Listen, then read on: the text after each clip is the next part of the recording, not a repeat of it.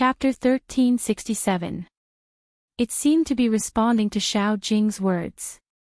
The big screen immediately exploded with comments. It wasn't clear who used the big move first. The silver light fell. The tank from the Japanese shouldered the damage and spun his body, heading straight for Bojiu. Bojiu lifted her spear, avoiding the stun. The sorcerer from the Japanese followed, wanting to summon a freezing skill. But his speed wasn't faster than Bojiu's. Just as he was about to raise his hand, Bojiu swept her long spear horizontally, lifting him up. Right at this moment, Hoshino dashed over. With a suction and retraction of his machete, he fixed Bojiu on the spot. With the sorcerer's attack, Bojiu's HP was reduced to half. Bojiu didn't panic. Instead, she held onto the mouse and dodged to the left, leaving some space. Yunhu, as a tank warrior, advanced. He had a stun skill, trapping the two Japanese players in the middle. Lin Feng followed up, his attacks landing on Hoshino's body. But at this moment, Hoshino moved in the opposite direction. He didn't chase after Bojiu. Instead, he turned and trapped Lin Feng on the spot. Lin Feng was a long-range attacker and was most afraid of being attacked by an assassin at close range. Before he could say F***ck, Hoshino's machete was already on his body. Lin Feng moved his finger and used extreme flash to avoid the danger of being stuck to him. But even so, he was left with low HP. Without a long-range attacker, they wouldn't be able to win this team battle. Both the spectators and the players knew this. It seems like Supreme Alliance is going to fail this time. Zhao Sanpang listened to the explanation, his expression solemn. If Lin Feng didn't go back, he would be killed instantly. If he went back, Yunhu wouldn't be able to be saved. Even if Coco was around, his finances were the lowest and the damage wouldn't be enough. Just as he was hesitating, a voice entered his ears. He heard a voice say, "Go." Lin Feng didn't hesitate, retreating back to the tower. When the Japanese saw this, they focused all their damage on Yunhu. Just as his HP was about to drop, a white figure darted over. A white silhouette dashed in and set up an electric formation, slowing down the speed of the three Japanese. This allowed Yunhu to walk back successfully. Things weren't going to be that simple. This was what everyone was thinking. As expected, in the next second, Yu Cixin's figure appeared on the screen. He waved his mouse and darted towards Yunhu, who had low HP. The music started playing. When the audience regained their senses, Yunhu was already lying on the grass. However, it was not over yet. Yes, Yu Cixin didn't stop. He sprinted towards Lin Feng with no intention of stopping. Right at this moment, Qin Mo used his second skill to shift. The direction of his shift was just enough to block Yu Cixin's attack. Was this a prediction or a coincidence? People couldn't understand what was happening. But what he could understand was that Yu Cixin's lips curled up as though he had already expected his return. Lin Feng didn't attack again. Instead, his figure blurred as he struck the ruler. Fight a ruler. Now. That was obviously impossible. In the next second, people knew why he did that. At this moment, Yu Cixin seemed to have eyes at the back of his head. He knew Bojiu was about to throw her spear over. After pulling aggro and luring it out, it could deal earthquake-like damage. Of course, they had to bear this pain together. Regardless of whether it was Yu Cixin, Bojiu, or Qin Mo. Even though the damage was low, it was effective in interrupting their collaboration. Losing 200 to injuring 600. This was a fair deal no matter how one looked at it. The ruler's roar was mixed with the silver light. It was a shocking scene. Mei Lin's face was filled with surprise. As expected of Yu Cixin. Supreme Alliance probably hasn't realized what kind of opponent they are facing. This person is using data to play games. Yes, accurate analysis, natural prediction, and when he was playing games, his long black hair fell and there was a devilish smile that was extremely handsome. This made everyone understand one thing. The attack had just begun. That was because Hoshino was following behind him. Hoshino dashed forward at the right time. He swung his machete horizontally and the damage rushed towards Bojo. At this critical moment, Coco followed over. He used his control skill to lock onto Hoshino, but Hoshino turned right and dodged it. But he did dodge Coco's skill. But Chin Mo didn't dodge. When the figure dashed over, an electric formation was set up. His speed was reduced immediately. There were 3 swoosh swoosh swoosh swoosh swoosh. Yusishin had a bad feeling. He turned and retreated. Hoshino's gaze froze. He had expected this move but he didn't dodge it. Fortunately, the damage wasn't enough. Hoshino used the minions and moved instantly, disappearing from Chin Mo's attack range. He didn't stop moving the mouse. He attacked the wild monster and started to recover his HP. He smiled. I'm really a little scared. Are you that fierce?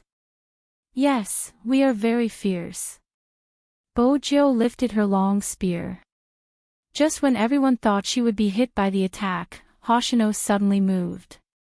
Unexpectedly, she lifted Yusishin with her long spear. The sorcerer, who had been lying in ambush in the bushes and was prepared to use his freezing skill the moment she lifted him, missed. Of course, Yusishin was almost at full HP. The damage wasn't fatal to him. But Bojo wouldn't give up so easily. Yusishin guessed it. He attacked the Beast King again and successfully shook Coco, who was behind him. Then he swept past Bojo and went close to Coco. Coco couldn't move at this moment. With his fragile skin, he lost half his HP in an instant. When he could move again, Yusishin dealt damage to the ruler, successfully enraging him and causing him to be injured. Coco dodged to the right instinctively. But the next second, he knew he was in trouble. Hoshino had swept back. He had used his flash so he could only be sucked back. Next, Yusishin marked the damage. Even though Chin Mo had already leaped back and set up an electric formation, Coco's HP was too low and he was taken away. This team battle seemed long, but in reality, it was just 10 seconds. Once again, the exciting music played in the game. Double kill. Double kill. The score suddenly became 2-4. The Japanese had a decisive lead. Bojo's hands paused. She didn't move forward. The audience looked at her movements and could understand. It was obvious that Supreme Alliance no longer had the upper hand in this team battle. If they went in to start another team battle, it would be a death sentence. Chapter 1368. This was the first true team battle since the start of the match. Supreme Alliance still lost. And that wasn't all. The eyes of the high-level players lit up when they saw this scene. Some of them touched their chins. This method seems familiar. One of Chin Mo's best moves. The shoutcaster took the microphone at the right time, his tone filled with amazement. Another shoutcaster analyzed, I'm sure everyone remembers that he used this move back then. He roamed around the 3 of them, hitting the Beast King to recover his HP.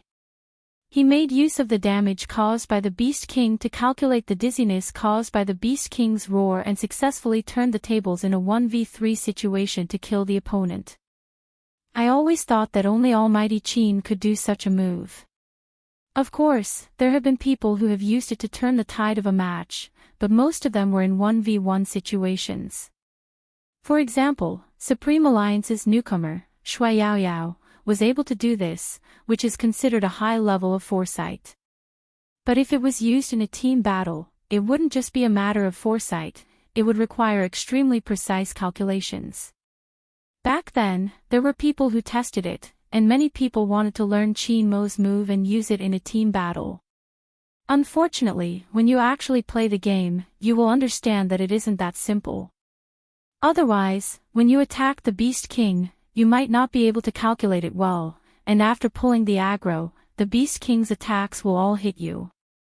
You can imagine how terrible the outcome would be. That's why until now, in so many large-scale competitions, no one has used this move in a team battle. That's right. Even Qin Mo hasn't been able to fight like this because of his wrist injury. I didn't expect to see such a scene from Yu Cixin today. The shoutcaster's voice was filled with uncertainty. Which means that Yu Cixin is using this method to tell Qin Mo that he can replicate his moves with 100% accuracy. If that's the case, things aren't looking good for Supreme Alliance. The shoutcaster's last sentence was clear. After all, Qin Mo's move had been countered by the opponent. How were Supreme Alliance going to fight in the following matches? This was fatal for Supreme Alliance. The audience wasn't stupid. Even though they hadn't been able to see the movements clearly due to the fast speed, they didn't understand the theory behind it. But after the shoutcaster's explanation, they understood completely. The anxiety in their eyes revealed all their emotions. It wasn't just them. Even Feng Yi, who was standing in the resting area, tightened his grip on his phone. Shui Yaoyao's face was pale. She had specially practiced this kind of move, so she knew very well what kind of strength it took to replicate it. Zhao Sanpang didn't waste any more words, his expression solemn. Chapter 1369. Mei Lin wasn't wrong about that. Supreme Alliance's sense of danger seemed to be mixed in the air, so thick that even the audience could feel it. The camera focused on Qin Mo's position. On the screen, he could clearly see that the character he was controlling had paused slightly in the wilderness. Such a pause had never happened in Qin Mo's previous matches. The fans were starting to worry. The shoutcaster sighed. The impact of amnesia isn't small. However, if they were to face a player like Yu Cixin, regardless of whether Qin Mo lost his memory, the chances of Supreme Alliance winning wouldn't be high. Supreme Alliance's wilderness has been cleared, this speed seems to be Spade Z's style. The Japanese have already started flying. What Supreme Alliance does next is the crux of this match. Honestly, this is the first time I'm commentating on such a competition. The actions of both teams are always unexpected. As a commentator, I'm just like the audience, anticipating an unexpected surprise from both teams. But Supreme Alliance is indeed in danger. Indeed, it isn't just because Qin Mo is suppressed, Coco has died 3 times. If he dies again, according to the rules of the team battle, he won't be able to compete anymore. Coco doesn't look too good right now. Indeed. Coco's playing style was much more restrained than at the start. The Japanese had the intention to destroy the tower, the 5 of them attacking the middle lane. Another Supreme Alliance defense tower was destroyed. That wasn't all. The news of the Tyrant King's death spread. The Japanese's finances had doubled. Hoshino held a machete in one hand, piercing through the wall. With the blue and red buff on him, his finances were the highest. This was undoubtedly one disaster after another for Supreme Alliance. It seems like the competition is ending. Mei Lin shook her head. At the start, I thought Supreme Alliance would have a different playstyle compared to the other teams. After all, there aren't many teams that can take points from the Japanese. Now, it seems like I was being too optimistic. Hoshino has completely risen and Supreme Alliance won't have a chance to make a comeback. But from this match, we can see that Supreme Alliance has 2 good players. For example, Supreme Alliance's double players are good and they are much stronger than their team players. Just as she spoke, another defense tower was destroyed. This time, it was the tower at the bottom lane. Anyone who has played Hero would know. Sometimes, once the situation got out of hand, it would be a complete collapse, and no one would be able to take care of it. It was dangerous to even leave the defense tower. Because if they were not careful, they would be instantly killed by the opponent. However, if they just stayed at the bottom of the tower, they would lose all opportunities, including turning the tables. Even if he was unwilling to admit it. Supreme Alliance was beaten to the point where they couldn't retaliate. This scene had also happened last year. However, Xiangnan's luck wasn't as good as Supreme Alliance. The moment they entered the Asian Cup, they met the Japanese. Because of that, they were completely defeated by the opponent. But that was the later stage of the competition. If Supreme Alliance couldn't even last until the later stage, did that mean that they were not qualified to participate in the Asian Cup? Just as this thought flashed through the audience's mind. Chapter 1370. Suddenly, someone stood up from the audience. His figure and aura were too outstanding. In an instant, he attracted a lot of attention. Almighty Xiao, is he here to watch the competition? There's no way Xiangnan wouldn't be here for such a competition. That's true, but judging from Almighty Zhao's expression, he must be thinking that Supreme Alliance has lost and is leaving. Honestly, there's no way to retaliate, it's such a pity. The discussion grew louder. But Xiao Jing didn't look at them, instead, his gaze was on Qin Mo. While Qin Mo was drinking his water, he suddenly asked, Qin Mo, is Supreme Alliance going to play the Asian Cup like this? This was the first time Xiao Jing said such a thing. Regardless of whether it was a competition or an interview, Captain Xiao had always been a man of few words. The moment he spoke, Watanabe, who was seated in the Japanese's resting area, turned towards him. The shoutcasters and committee members focused their attention as well. Under normal circumstances, as long as it didn't affect the competition, they wouldn't interfere. They just hadn't expected it. The director was smart, knowing this was a highlight, hence, he shifted the camera to Qin Mo's face. At this moment, the audience only had one thought. The almighty Qin was still in the mood to drink water. The competition was already so intense. Why was his drinking posture still so handsome? Even his slender fingers seemed to be emitting light. They really wanted to lick the screen. The director turned the camera over to see Qin Mo's reaction. Unexpectedly, Qin Mo arched a brow, placing the bottle of water down. His right hand gripped the mouse once more, his expression indifferent. MMH. What did he mean by MMH? Zhao Sanpang wanted to roar like the Beast King. In the past, he had always felt that Qin Mo was incomparably annoying. How could he still be like this after losing his memory? Wait a minute. This guy, could it be? Could it be? Zhao Sanpang's eyes widened, he sat down, caressing his chin with his fingers.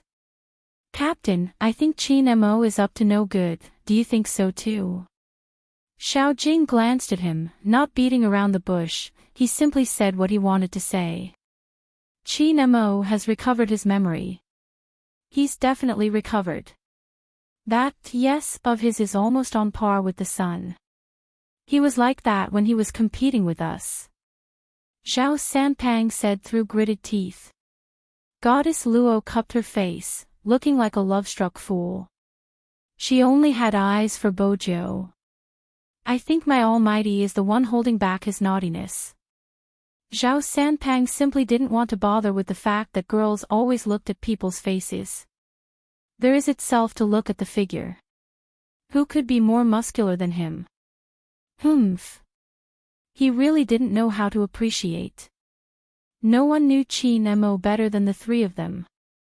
However, in the eyes of many, the outcome of this match had already been decided. Supreme Alliance was just struggling. It was only a matter of time before they lost this match.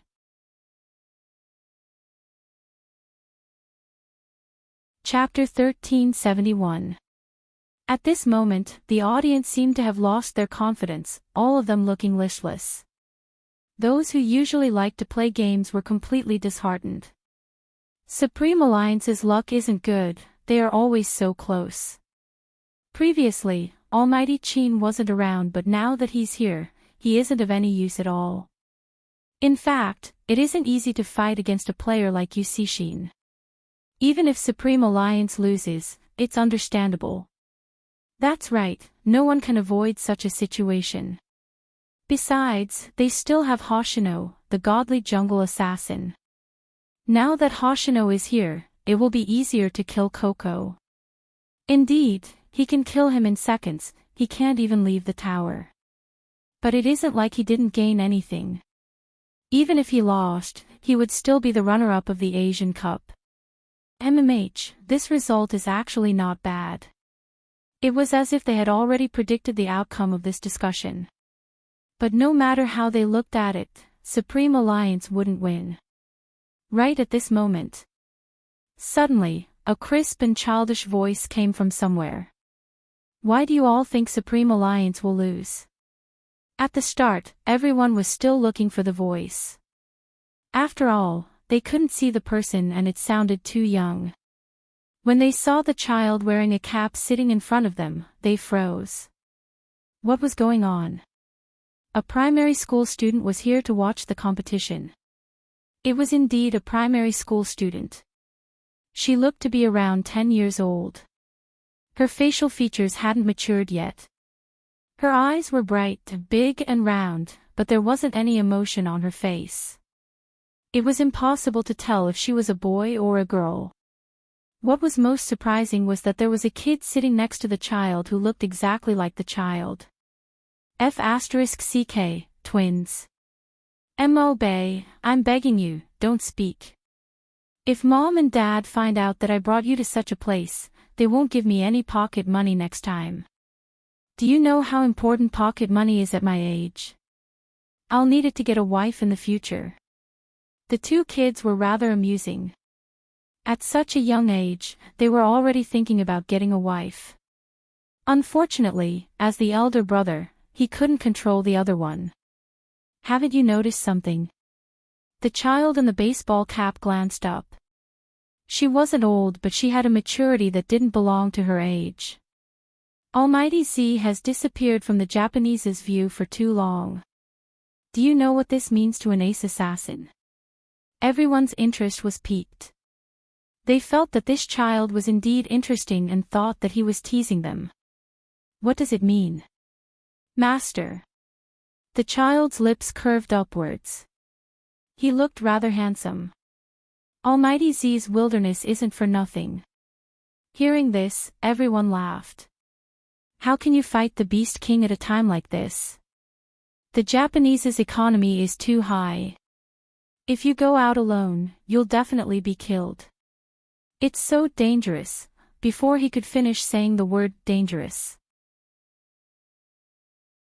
a familiar dub came from the center of the arena. Along with the roar of a beast, it entered everyone's ears. The Master Buff has been eliminated by Spade Z. Everyone was taken aback.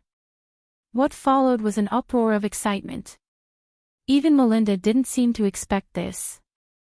She suddenly stopped broadcasting and looked at the big screen behind her. Spade Z killed him. It wasn't the Japanese who took it.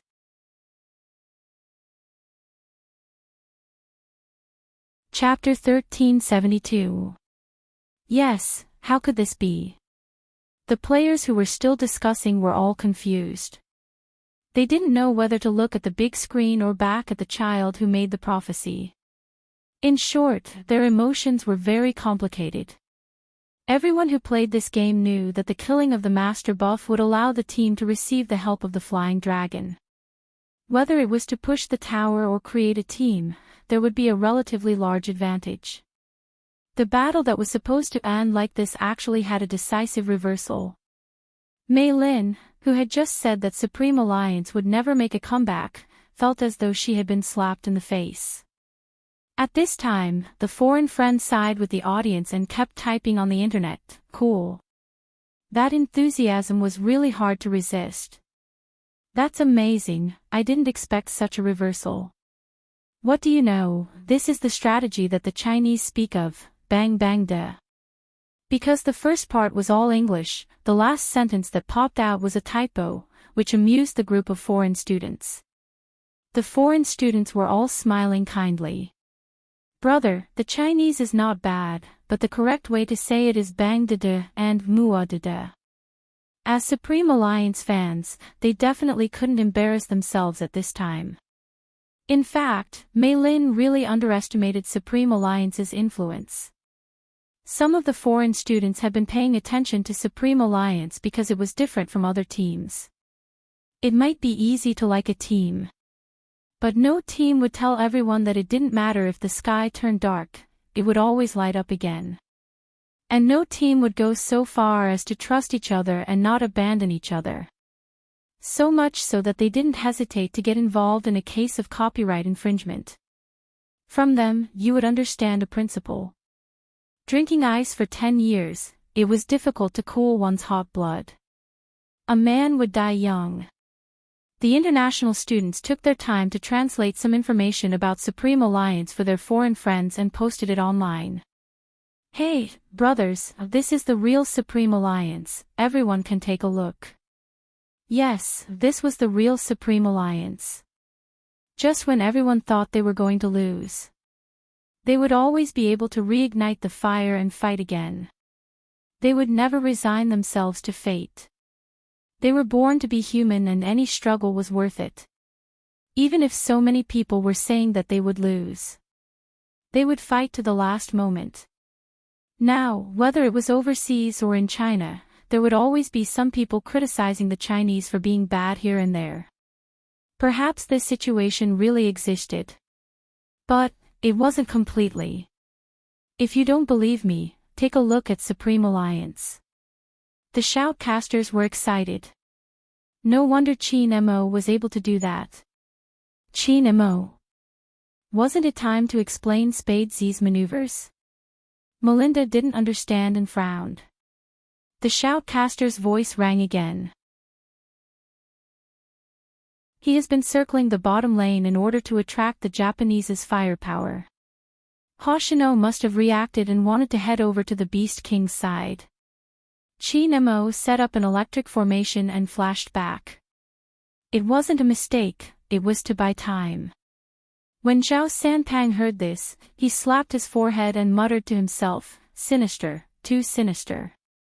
He acted as though he was about to lose and was still drinking water. In reality, he had already thought of a plan. Qin Mo is really, just when people thought it was over.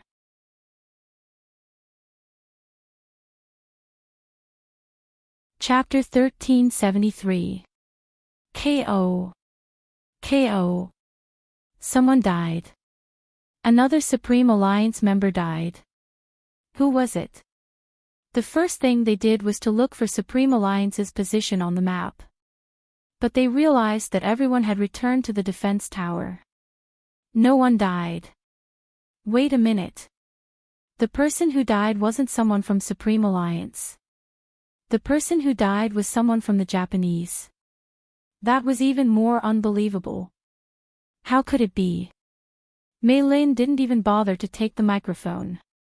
No one knew what had happened. The director quickly switched to the replay mode. That was when the audience saw it clearly. The angle that Qin Mo flashed back to was right behind the sorcerer. Even if the sorcerer saw it, he wouldn't be able to react in time. After all, sorcerers were naturally slower than assassins. Moreover, he had already used the flash, so he wouldn't be able to dodge Qin Mo's big move. On the screen, the flower of the sword fell with a silver light.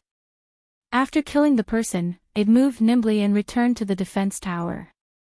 It only took an instant to complete this action. Therefore, even the audience at that point of view did not see such a scene.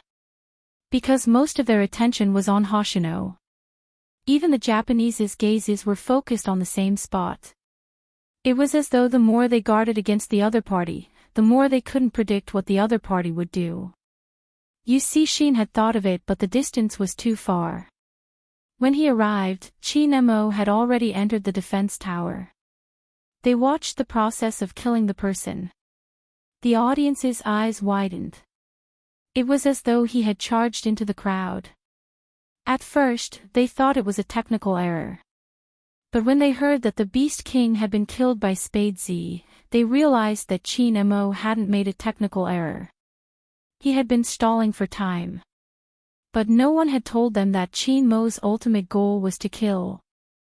If they had to describe it, he was like a swordsman who came and went without a trace. They had thought that he would be killed instantly when he entered the crowd.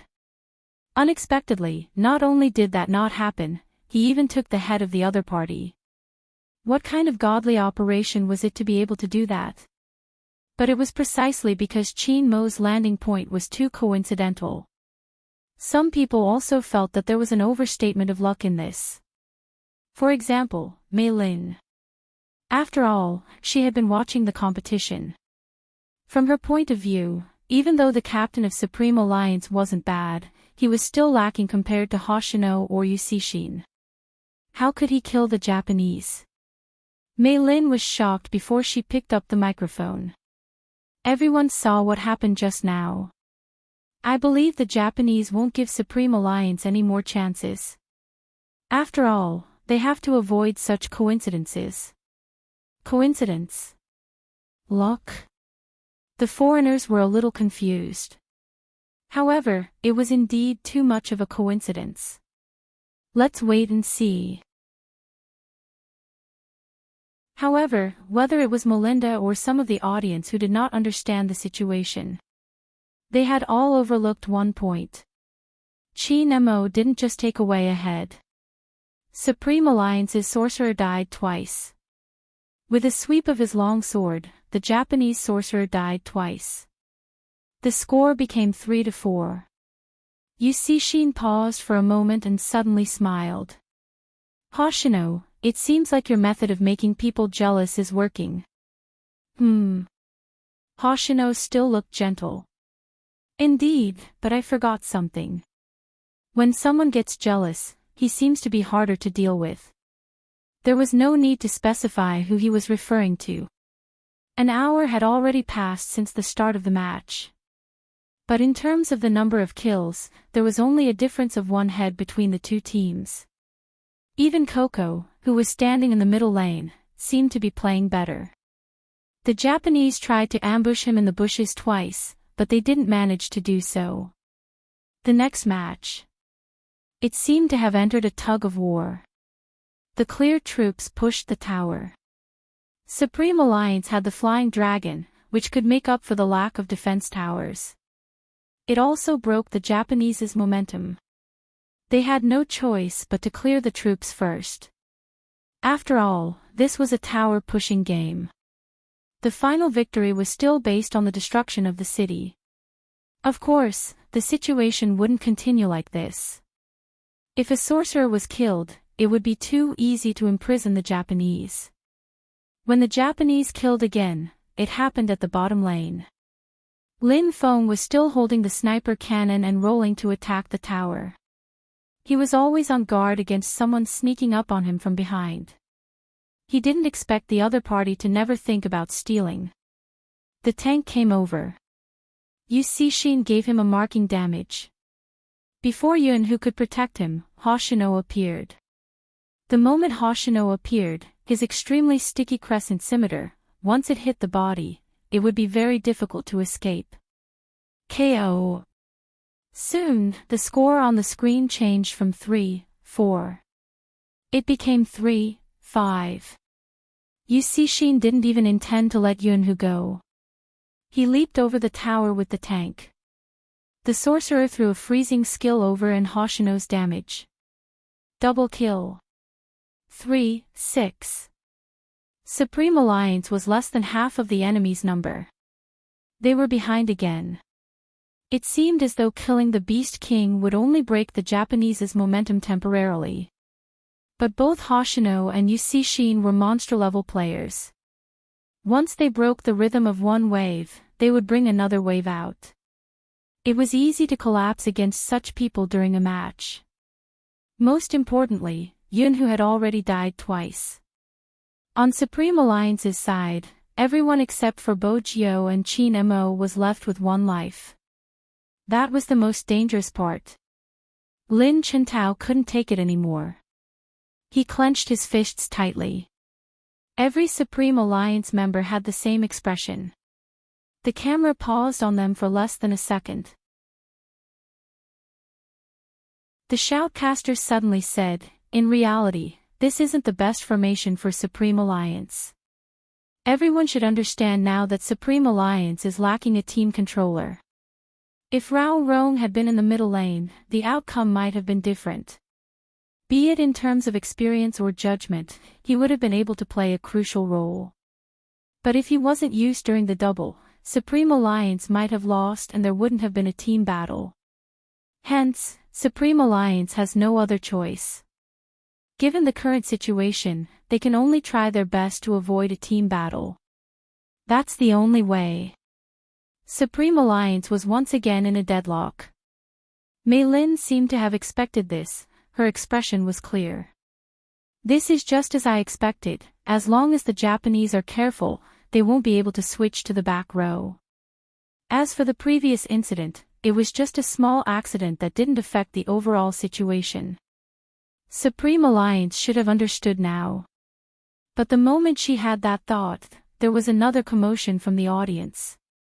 Mei Lin's first reaction was to check the score. The score hadn't changed. The Tyrant King was also staying put. What was going on? Mei Lin wasn't the only one with this question. The foreigners who couldn't obtain first-hand information felt the same way. However, what was different was that they liked to see the Chinese team turn the impossible into possible. "Wait a minute," Qin Mo sent out an attack signal. "Is he really going to fight now? This isn't the right time for a team battle. I understand Almighty Qin. If he doesn't stop the Japanese now, they won't be able to turn the tables. Am I the only one concerned about why Almighty Qin and Big Spade didn't appear in the bottom lane? No, Almighty Hoshino is concerned too. You saw the screen just now." He zoomed in on the small map, looking for Big Spade and Almighty Qin. That was after they crossed the tower. I mean, what were Almighty Qin and Big Spade doing before that? No one was able to answer. Because their attention was on the bottom lane. The sense of déjà vu came again. This was a huge move when they weren't paying attention. It was like a high-level magician performing a magic trick. The closer you were, the more you would miss something. When you came back to your senses, a miracle had already happened. Just like now. Who could tell them? Why was there only half a crystal tower left on the top lane? The bottom lane was basically cleared. That wasn't all. Supreme Alliance's super soldiers were attacking the tower. F***CK. Qin Mo and Little Spade are really good at this. Xiao Sanpang started again. Sinister, really sinister, they even know this is a tower attack game. 2 of the Japanese had returned to the city because they couldn't lose the last defense tower. If that was the case, it would be really dangerous. Fortunately, they arrived in time. But it was at this moment. Qin Mo sent out an attack signal. The troops are gone. Are they going to attack? No, that doesn't seem to be the case. Indeed, that wasn't the case. Because of where he was hiding. In the bushes beside the Beast King. It was too far from the Japanese's defense tower. Is he trying to scheme? The shoutcaster guessed the truth. But at the same time, Yu Cixin and Hoshino could roughly guess it, so they didn't go over directly. Instead, they gathered their teammates and the 4 of them went over together. The other one stayed at the bottom of the tower to clear the troops, to prevent Spade Z from attacking the tower at this moment. The 4 of them came from 4 directions but they didn't rush over directly. Instead, they formed a circle, exuding a faint sense of nervousness as though a battle was about to begin.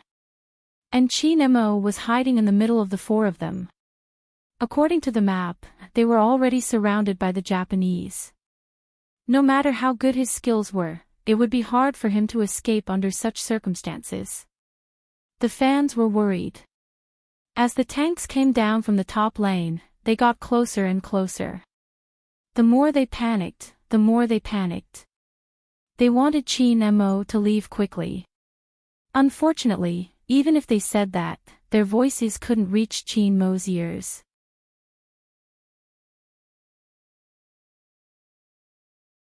Chapter 1374. With that, she shook her head. But at this moment, no one cared about what she said. This was because the Japanese tank player had obviously moved his mouse a little, and the movement of his footsteps had also increased. He's coming. When everyone heard that, their hearts involuntarily tightened. On the screen, the Japanese's tank started attacking. He spun his body and jumped towards Chin Mo. The sorcerer from the Japanese used his freezing skill at the same time. It was to control Chin Mo so that he couldn't retaliate at all. But no one expected this. Just as the tank was about to spin over, Chin Mo moved and raised his sword. The damage didn't hit the Japanese's tank. What a pity. The shoutcaster was excited when he saw this. But Chin Mo's positioning is really beautiful. He wasn't trapped by the sorcerer from the Japanese, so he still has a chance of survival. It would be perfect if the attack just now had hit the tank. That way, he would have a higher chance of escaping. From a professional point of view, it was indeed as the shoutcaster had said. But there was one thing. Chin Mo had never thought of escaping. Yu Cixin seemed to have realized this too. The retreat signal hadn't been pressed. The sword light flashed across the screen. The king of the jungle was infuriated.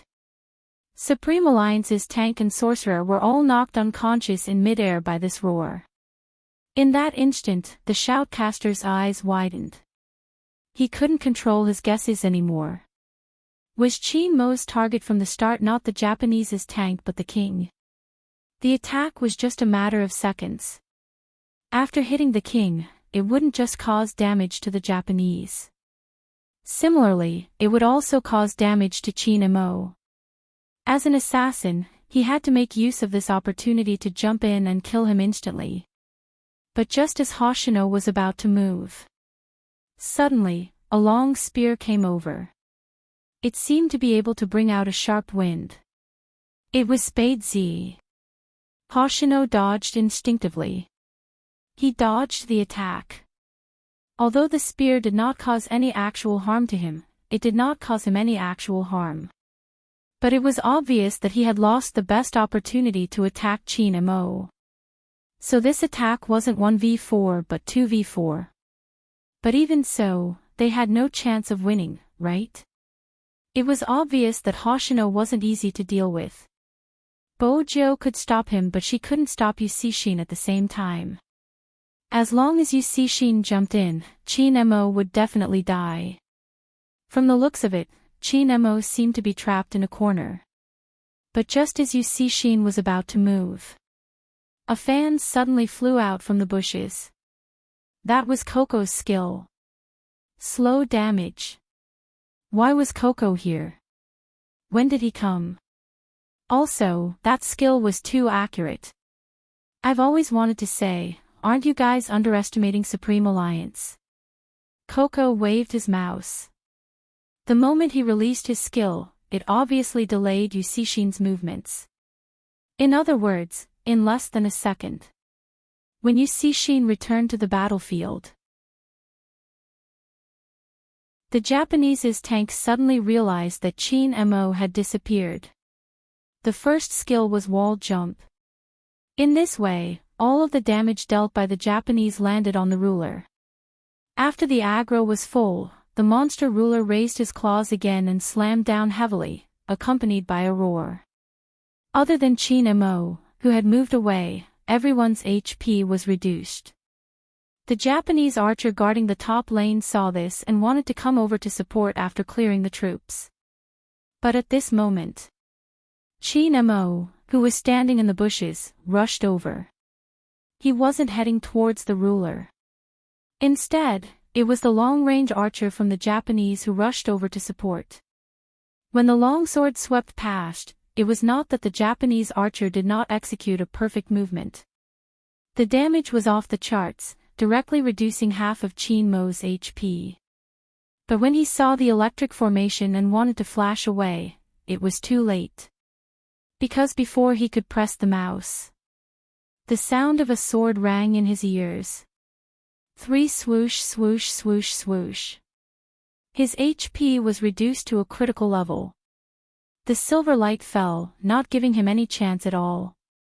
Chin Mo swept his long sword and took the last drop of his HP, KO. The Japanese's tank rushed over to support. After all, they guessed that Chin Mo should be out of HP. But this guess was wrong. Because before the Japanese's tank could make a move, Chin Mo disappeared in front of him again.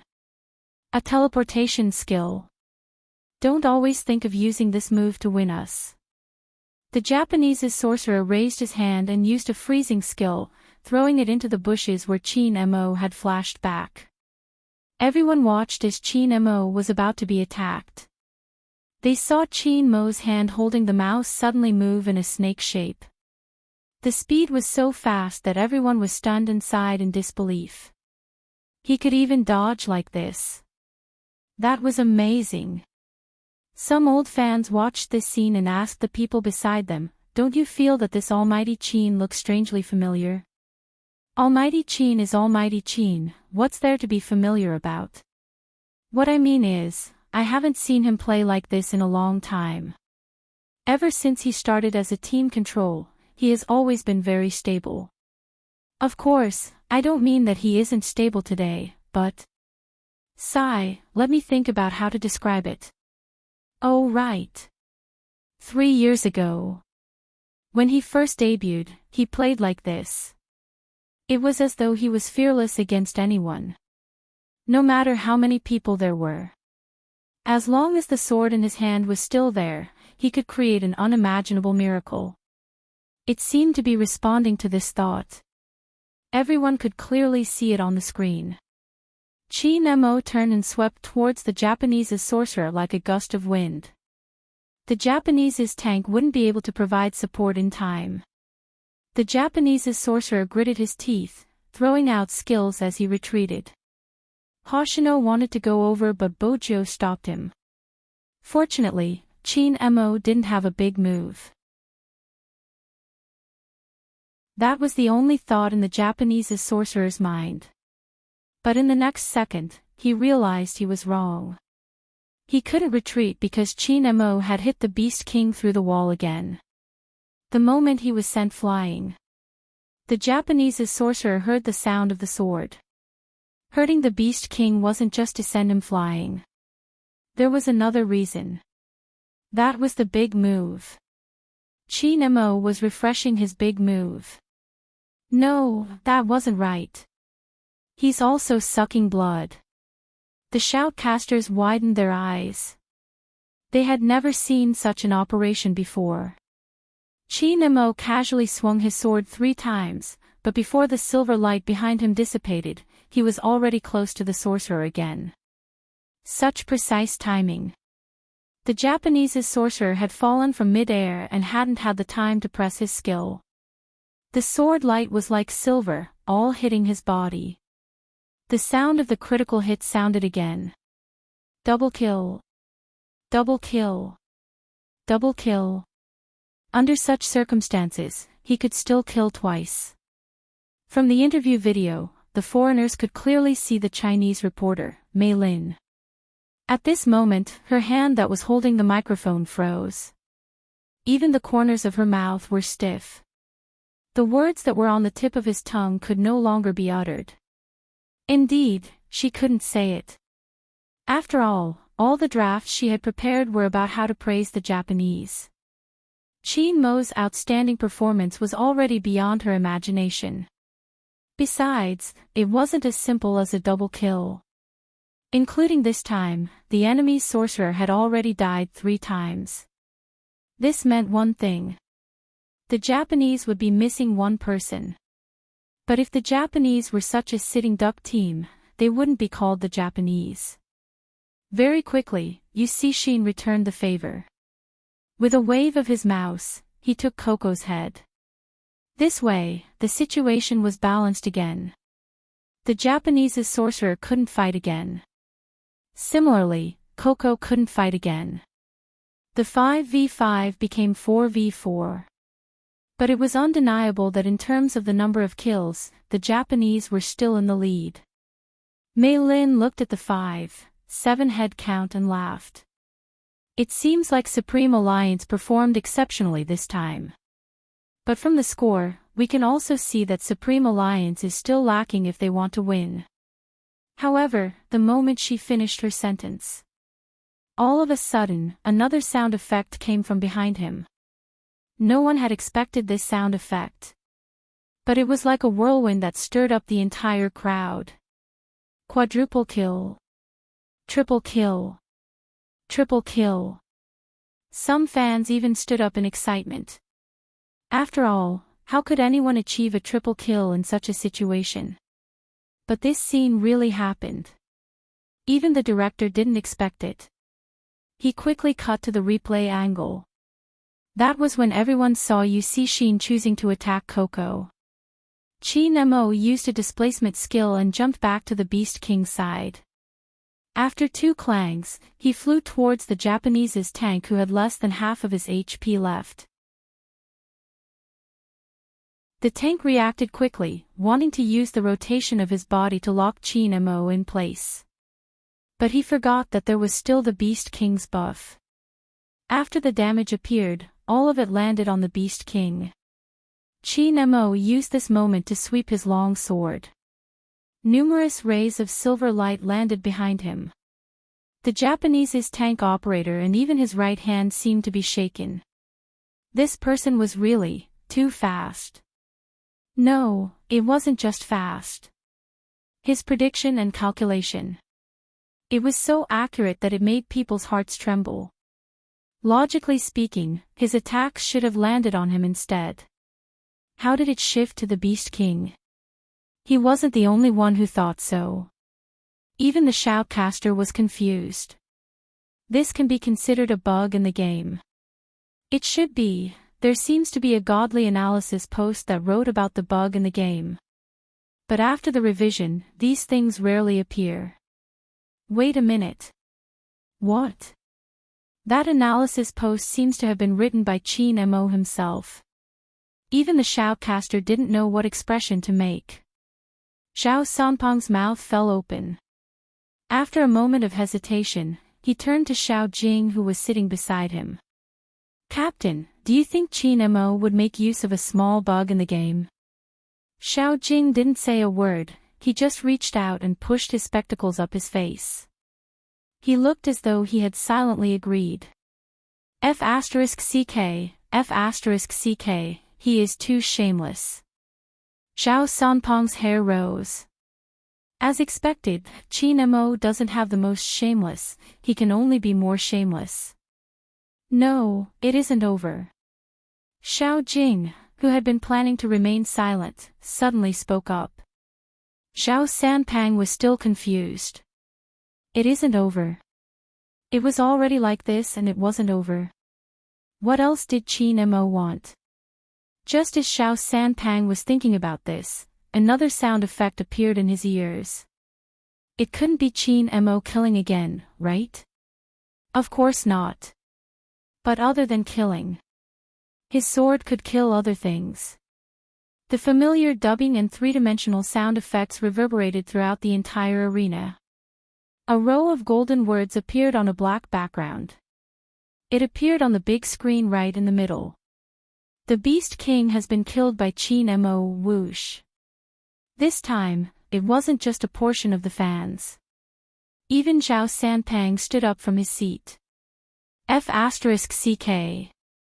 How did he do it? At this moment, Goddess Luo held the side of her face and suddenly laughed. You shouldn't be surprised, wasn't he like this in the past? At least he wasn't perverted enough to kill the Beast King.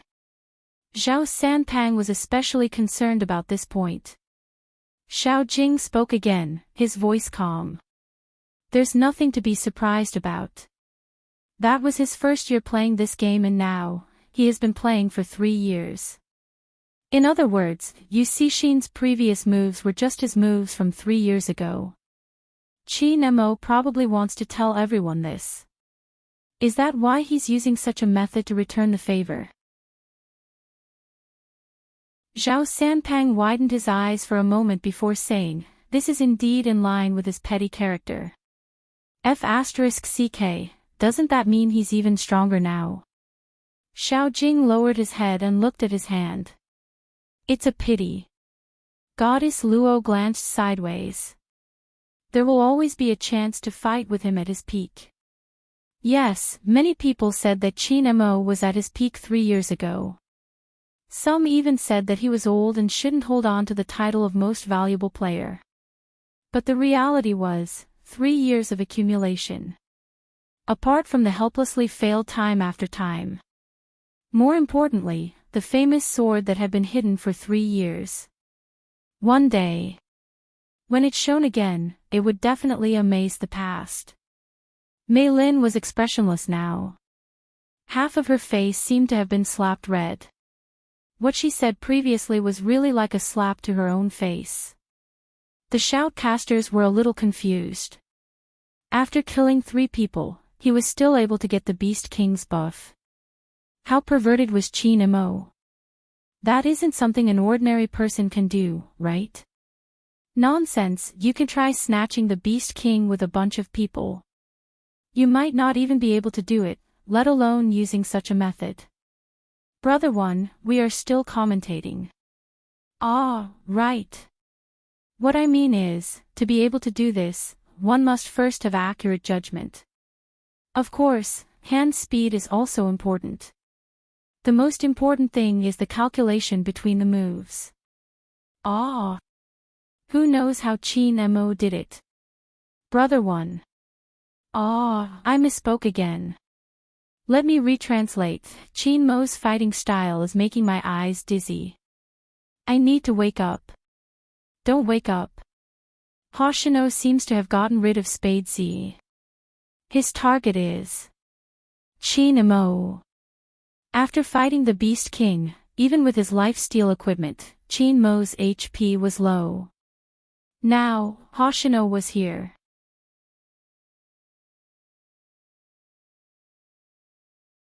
Chapter 1375. Moreover, Yu Cixin was behind Qin Mo. He had used up all his skills. He probably wouldn't be able to escape. But right at this moment, a ray of silver light flashed. It was the rifle in Spade Z's hand. The weapons clashed and sparks fell. Since she didn't have time to attack, she used her back to block the knife for Qin Mo since she still had a lot of HP. At this moment, Lin Feng and Yunhu rushed over after reviving. Hoshino's finger paused. He knew it wasn't a good time to attack. He glanced up at the opposite side. Then he and Yu Cixin retreated back to the tower. They were so fast that Supreme Alliance couldn't encircle them. But if Supreme Alliance retreated just like that, they wouldn't be called Supreme Alliance. They took advantage of the fact that the Japanese's tank and archer hadn't revived yet. Qin Mo and Bojiu were like 2 streams of air, skimming towards the opponent's jungle. Especially Bojiu, she leaped over in just 2 steps. She first picked up the red buff and then skimmed towards the troops on the top lane. What was strange was that she didn't kill the small beasts at the side of the bushes. This doesn't seem like Spade Z's vision. What's going on? Some people couldn't understand. The shoutcaster guessed, Spade Z must have left the small beasts for Qin Mo firstly, it would allow Almighty Qin to recover quickly. Secondly, it would make it easier for Qin Mo to use his big move. Have they never thought of returning to the city to recover? Once he said that, Melinda realized something. Spade Z and Chin Mo from Supreme Alliance had never returned to the city. At this moment, she didn't dare to make any further analysis. The foreigners were adorable. They had come with hope at the start, but now, they wanted to see Supreme Alliance's screen even more. At this moment, the audience realized something. Spade Z didn't kill the small beasts for more than one reason. She wanted to take down the entire troop on the top lane. Yusishin and Hoshino had realized this a long time ago. They had rushed to the top lane as fast as they could. But with the Beast Lord's buff and the help of the Flying Dragon, Supreme Alliance's tower attack speed was really fast. Even with Yusishin and Hoshino, the defense tower on the top lane of the Japanese was left with less than a third of its HP. At the same time, the middle, the bottom, and the other two paths were all taken down. Especially the middle lane, it was like a map. First, it was Yunhu and Lin Feng. Then, the two of them gathered together from the two jungles. They led the Flying Dragon to the last defense tower outside the city gates. However, there was one thing worth noting. The Japanese archers and tanks had been revived. Yusishin and Hoshino were there too. The Flying Dragons that Supreme Alliance brought along were all gone. Their speed was so fast that people could not help but admire the Japanese. Even at this stage, they could still pull the match back to a draw. No, that's not right. It wasn't just a draw. It was because they had an absolute advantage. Supreme Alliance had been focusing on the top lane and had forgotten what the bottom lane was like. It was only then that people realized that two batches of super soldiers had already arrived at the bottom lane. The red lines were hard to miss. When did this happen? The playback was played back. Only then did he get a clearer look. It was the cooperation of Hoshino and Yusishin. Very quickly, the news of Supreme Alliance's defense tower being destroyed appeared on the screen. A large number of super soldiers started to head towards the center of Supreme Alliance. F***CK, oh no. Zhao Sanpang was shocked, he even forgot that they were wearing earphones. He shouted, "Little Spade, what are you doing? Hurry up and return to the city, our home is going to be destroyed." Everyone who played this game knew that. In terms of the rules, it didn't matter how many died. The final outcome would be determined by the destruction of the city. Hence, this game tested the teamwork and battle strategy between teammates. Any carelessness and the tables would be turned. Mei Lin found another excuse. Supreme Alliance is too careless. Sometimes, Hoshino and Yusishin would purposely create an illusion to make the other teams lower their guard. It seems like the outcome of this match is set. Lin Feng is returning to the city. A voice came from the audience. But in the next second, his return to the city was interrupted because Hoshino had rushed over and his scimitar was right next to him. Lin Feng moved nimbly, avoiding his attack. At the same time, Yunhu darted over, using the stun skill to trap Hoshino on the spot. This is probably Supreme Alliance's first chance to kill Hoshino, the shoutcaster said. The shoutcaster added, but they can't make a move because once they do, there won't be enough time. Hoshino predicted this, which is why he rushed in. There are only two outcomes, either he dies in the team battle, delaying Supreme Alliance's time and Supreme Alliance's city will be destroyed, or he doesn't fight and his harassment will be effective. Supreme Alliance will have to send Chin Mo or Spade Z back. That will be their advantage because Supreme Alliance's city can't wait any longer. After he finished his sentence, there was indeed one less figure on the screen. It was Spade Z. She seemed to have pressed the button to return to the city the moment Hoshino rushed in. At this moment, she appeared in the middle of Supreme Alliance's city. The audience heaved a sigh of relief. That scared me to death. Any later and the crystal would have been destroyed. Thank goodness. Some patted themselves with lingering fear. But even so, Supreme Alliance was in a disadvantageous position. Because once Bojo left, the situation became 3 against 4. It was at this moment the Japanese's tank turned and started a team battle. Hoshino, who was about to retreat, suddenly changed his route and once again headed towards Lin Feng's position. As a member of the audience, Xiao Sanpeng's expression changed. It wasn't just Xiao Sanpeng, even the usually expressionless Xiao Jing frowned at this moment. The shoutcaster pointed out the pros and cons. This is bad, Supreme Alliance might be wiped out this time. Before he could finish his sentence, Yu Cixin's figure was like an enlightened sword, marking the damage. No matter how accurate Lin Feng's positioning was, he wouldn't be able to escape. But just like what Coco had said, they had underestimated Supreme Alliance.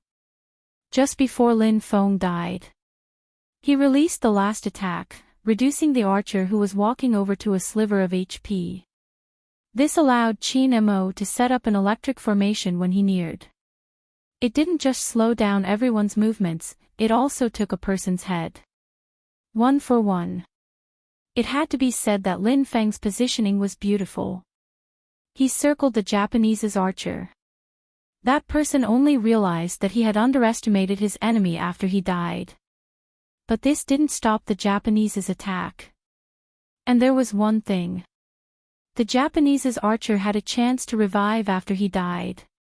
But Lin Feng was gone. Everyone was well aware of this.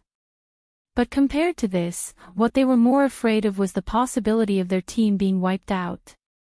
Because everyone knew that compared to the Japanese's archer, Yu Cixin and Hoshino were more difficult to deal with. Qin Mo wasn't easy to catch. They landed all the damage on Yunhu.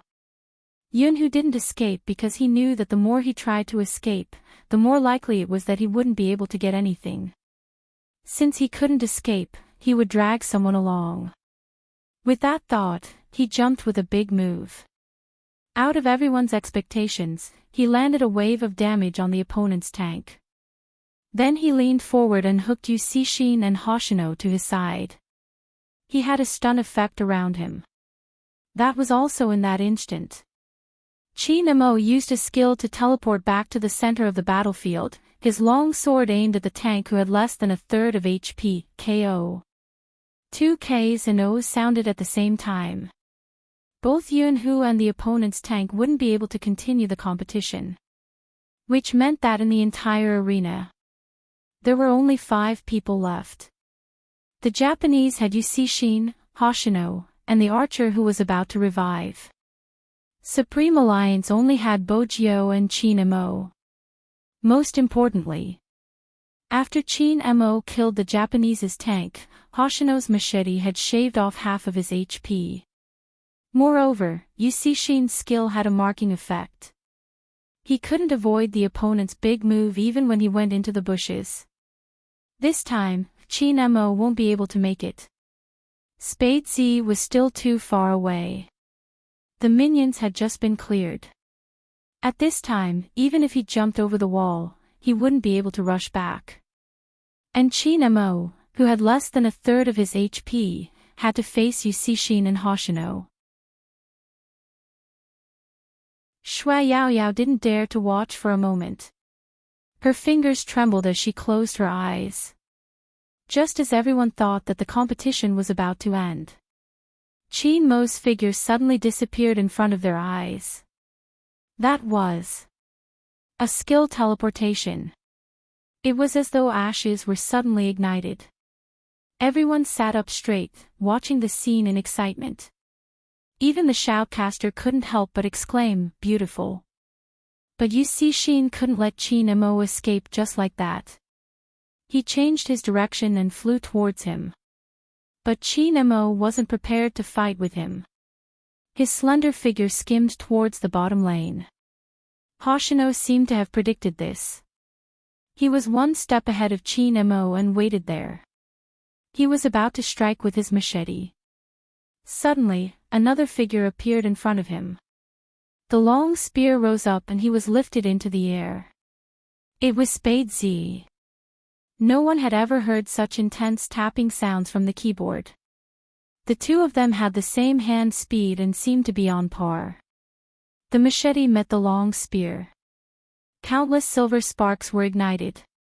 At this moment, the archer on the Japanese's side revived and fired a long-range cannon towards them.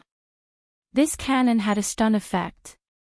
Not only could it cause the enemy's HP to drop, it could also make them dizzy for a few seconds. Even Bojo couldn't avoid this move. Yusishin took the opportunity to use his big move to mark Spade Z's HP. 2 with low HP against 2 with half HP and the opponent's archer. Supreme Alliance was probably going to be wiped out. After all, Spade Z wasn't like Chin Mo, who still had the skill to teleport. At this stage, the ending seemed to have been predicted. But no one noticed.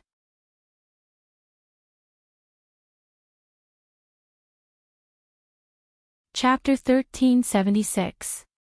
Her hand speed was so fast that it was dazzling. No one could see what she did. They thought she was escaping. But the screen didn't show it.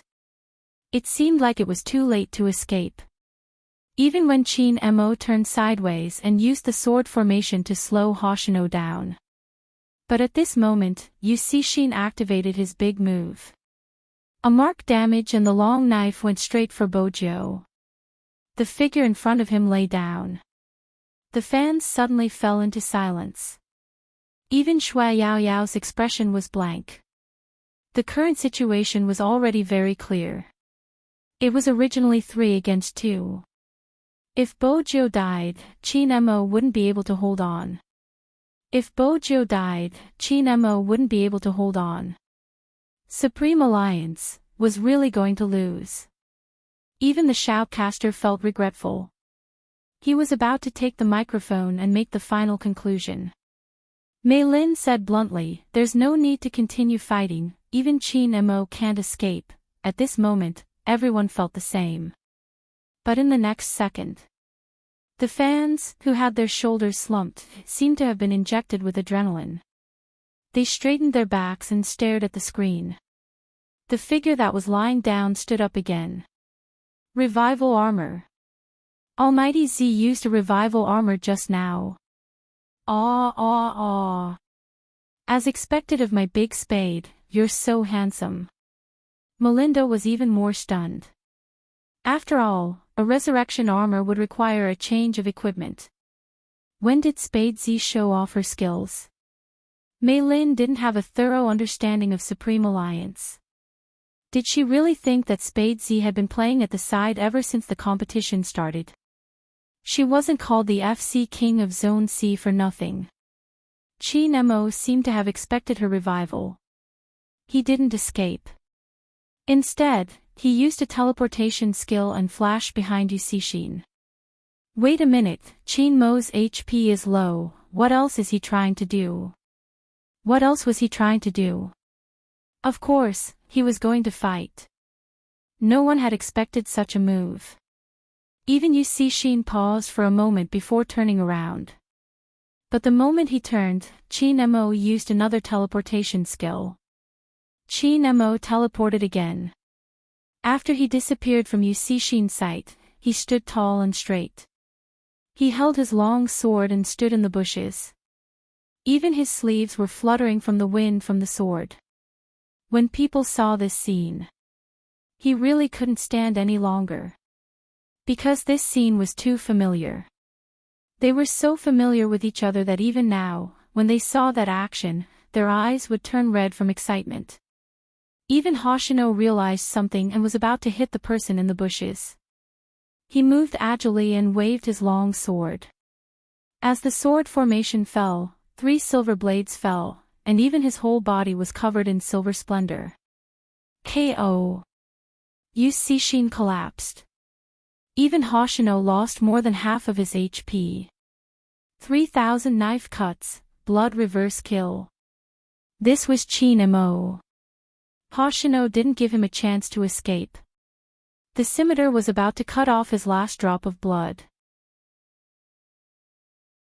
Right at this moment, Spadesy raised her spear. This time, it wasn't to help Chin Mo block the attack. Instead, it was a big move. Everyone could clearly see the youngster sitting in front of the computer, waving the mouse with her right hand, thrusting her spear horizontally. Just as the enemy's archer was about to stun her, she quickly retreated. Just when everyone thought it was over, the youngster jumped over the wall and closed in on Hoshino from another direction. The young man leaped over the wall and closed in on Hoshino from another direction. Before the screen of silver light could disperse, the spear in her hand had already struck Hoshino's body. Even the white dragon's roar was left on the ground. The scene was so cool that no one could look straight at it. Hoshino's finger paused and then he smiled lightly. He had already predicted the outcome. I underestimated you, Z. But, I can't leave by myself. With that, he turned around and used his scimitar to lock Chin Mo in place. If it was him, he might not be able to bring Chin Mo away. But the Japanese still had long-range attacks. The stun cannon shot over again. There was a loud bang. KO. Two sound effects played at the same time. Chin Mo raised his eyebrows. The dead Hoshino took off his earphones with a smile. Chin Mo didn't take it off, his side profile was still handsome. His slender fingers tapped on his earphones, and he said faintly to the remaining figure of Supreme Alliance, "Take revenge for your boyfriend." Everyone, we really didn't expect Almighty Chin to have such a reaction after his death. Zhao Sanpeng's mouth twitched. F***ck, how can they be so lovey-dovey at such a time? I'm impressed by this shameless Chin Mo. This is an international broadcast, is he trying to let the whole world know that he and Little Spade are a couple? Hoshino paused, as though he hadn't expected Chin Mo to say that. The fans at the scene exploded, holding on to their faces with their hands. Big Spade. Quick. Take revenge for your boyfriend. The shoutcasters coughed lightly. They really didn't know what to say. But the competition wasn't over yet. Whether it was Yu Cixin or Hoshino, they could still be revived. It was just 20 seconds, there shouldn't be any more problems. But the excitement of this team battle had attracted attention from both domestic and international audiences. Because there had never been anyone like Supreme Alliance, who was able to turn the tables in such a critical situation. This was enough to prove the strength of Supreme Alliance. But how was this enough? Spadesy, who had always been known for her speed, would definitely take this chance to counterattack. The shoutcasters, who originally thought that the competition was over, watched as Spadesy used a blue buff to drain 1/3 of her HP. Then, she leaped over the wall and hid in the bushes. It was as if he was clearly telling everyone a truth. I'm going to take revenge for my boyfriend. MMH, ambush and kill. The archer from the Japanese also realized that she was coming to kill him. Without any hesitation, he didn't even dare to stop, activating his sprinting skill to avoid the next attack. But the strange thing was, no one came close. Was Spadesy still waiting for an opportunity? Or was she waiting for a big move? There were all sorts of guesses, and they could almost imagine a big show. But what no one expected was that, once again, Spadesy didn't appear beside the Japanese's archer. She was on the top lane. There were 2 waves of troops on the top lane. With the shift of the camera, the audience realized that during the battle, the last defense tower of the Japanese's top lane was gone. Now, Spadesy was leading the 2 waves of troops directly towards the city center. The Japanese archer was confused, quickly pressing the button to return to the city. If there was a hidden message, it must be.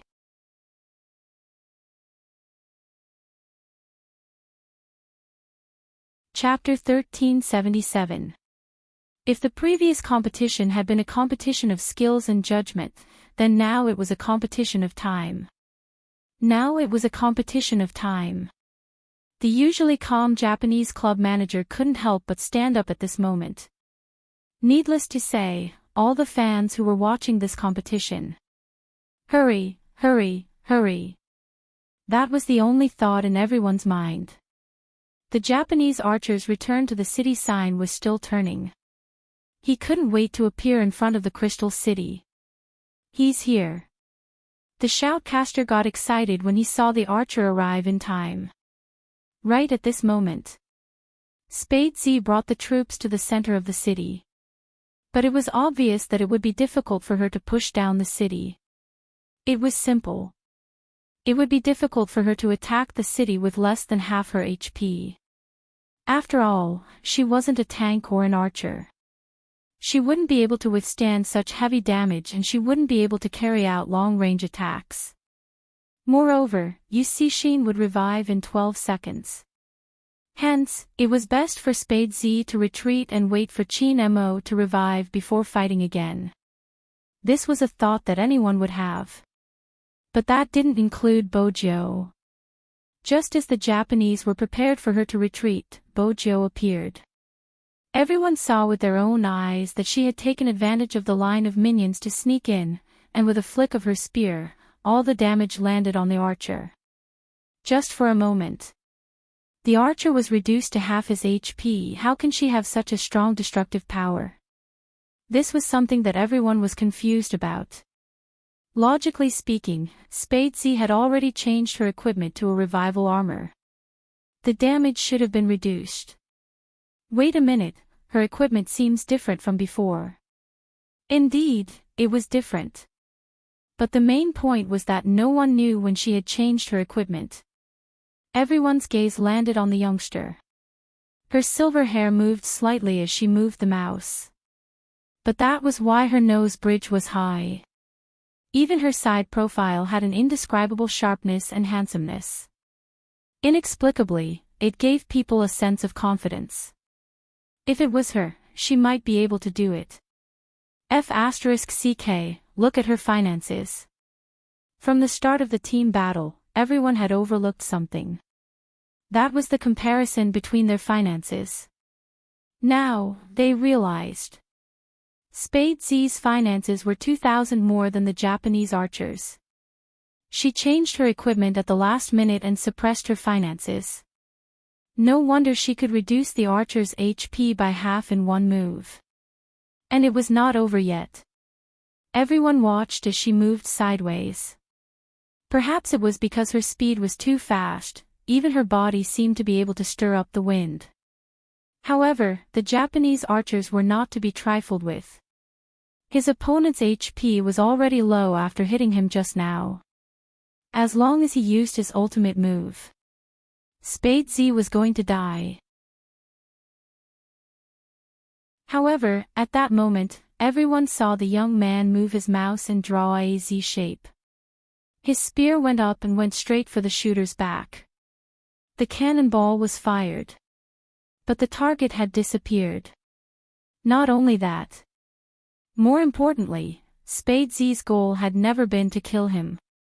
Because the spear was raised, she took advantage of the fact that there were only 2 tank soldiers left and directly attacked the crystal. Gotcha!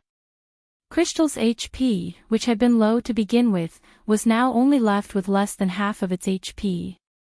At this moment, the Japanese archer realized that he had been tricked again. Spade Z had intentionally diverted his attention so that he wouldn't be able to clear his troops.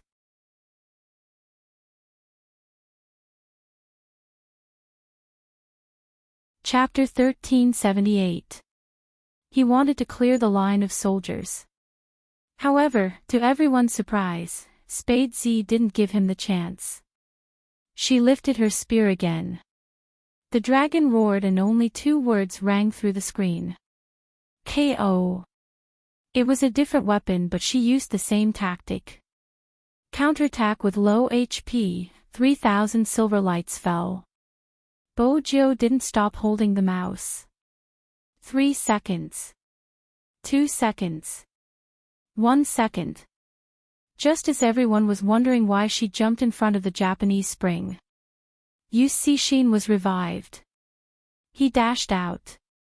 However, at this moment, Bo Jiu used her spear to block. What is Spadesy doing? She will definitely die. Indeed. Yu Cixin only used a big move to mark her.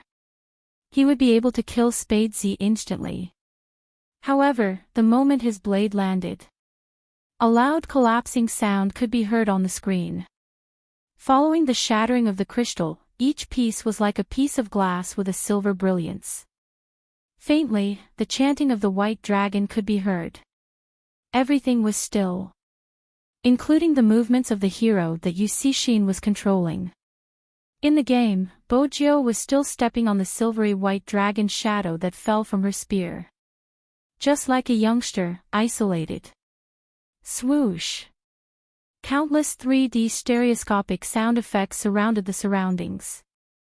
2 words appeared at the same time. Victory. In that second, the entire arena was silent. Their breaths seemed to be rushing through their chests.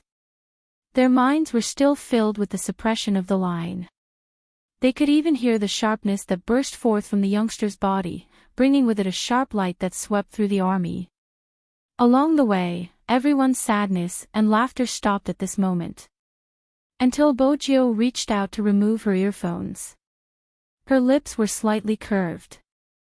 Deafening cheers rang through every corner of the bird's nest. WE1. Feng Xiang was still in disbelief. Lin Feng was the first to stand up. He ran towards Bo Jiu, who was still sitting on the chair. This time, even though he knew that his captain was beside him, he couldn't control his hands. Even Coco and the others lifted Bo Jiu up into the air. Bright laughter came, accompanied by unforgettable emotions. Everyone's reactions were the most realistic. In addition to the applause, the fans covered their mouths and their eyes reddened from being moved. Only those who had traveled together with him would understand. It wasn't easy. It would be great if they could win. A fan whispered, "Sister Turtle, I want to cry." "Idiot, why are you crying? You should be smiling now." However, when she said this, the voice of the businesswoman was hoarse. "Can you understand? One day, we let the tears break the dam." It wasn't because she was sad. It was because he was touched.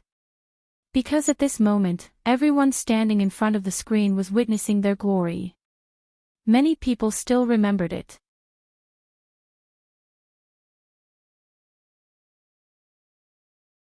Chapter 1379.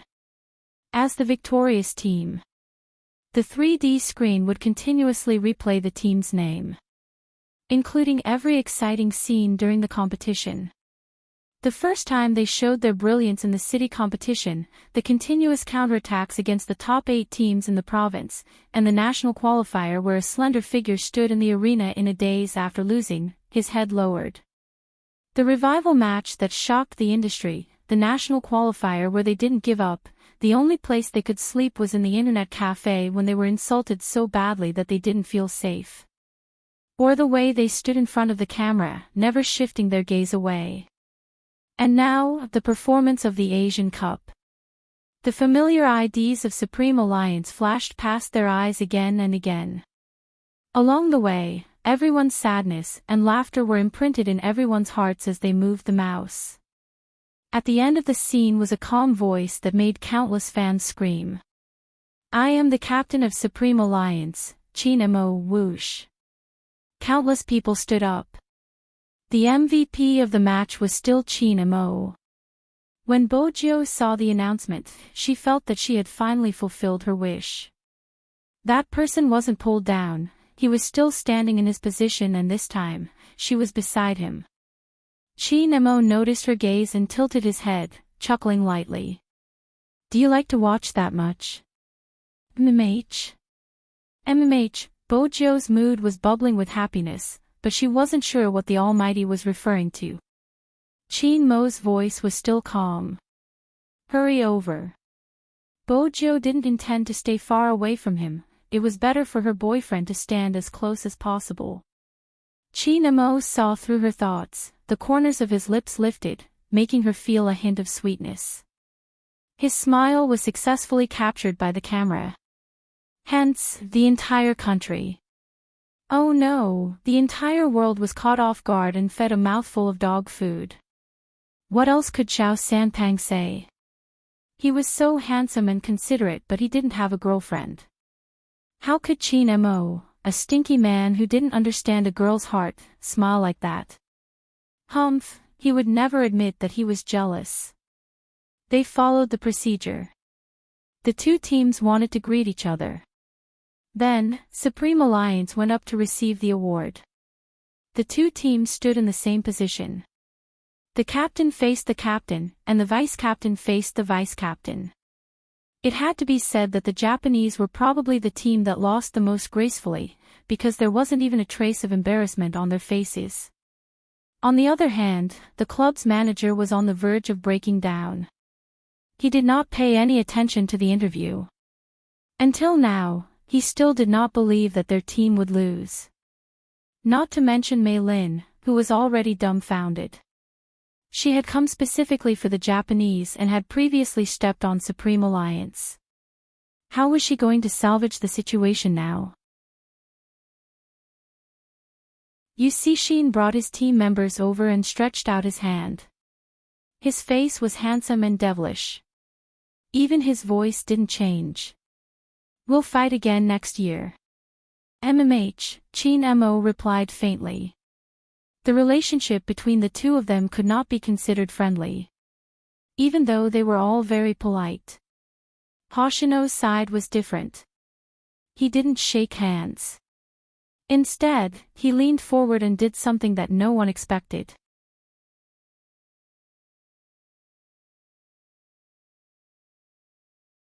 Chapter 1380. Bojo lifted the corners of her lips. Hoshino, thank you. Such words could only be understood by companions who had the most tacit understanding with each other. Hoshino smiled, his words filled with a hint of blackness. I really want to know Chin-mo's expression now. Lin Feng wanted to shout at the side. You aren't the only one who wants to know, I want to know too. But I don't dare to look.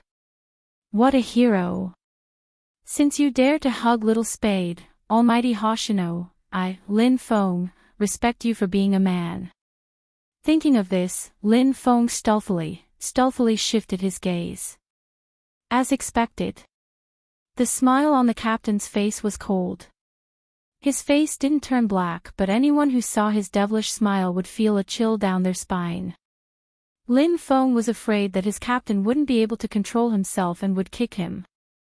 After all, regardless of whether it was in the game or in real life, their captain's fighting ability was something no one dared to challenge. The entire Supreme Alliance seemed to be able to imagine the scene of a huge vinegar jar falling to the ground. Surprisingly, Chin-mo didn't stop them. After the two of them hugged, he reached out to hold her wrist. When he brushed past her, he threw a sentence at Hoshino. You won't have another chance. Regardless of what it was. Hoshino thought about Chin-mo's reaction. The only sentence he didn't think about was this. It was a little heart-wrenching. But it was probably because he didn't want to be that person right from the start.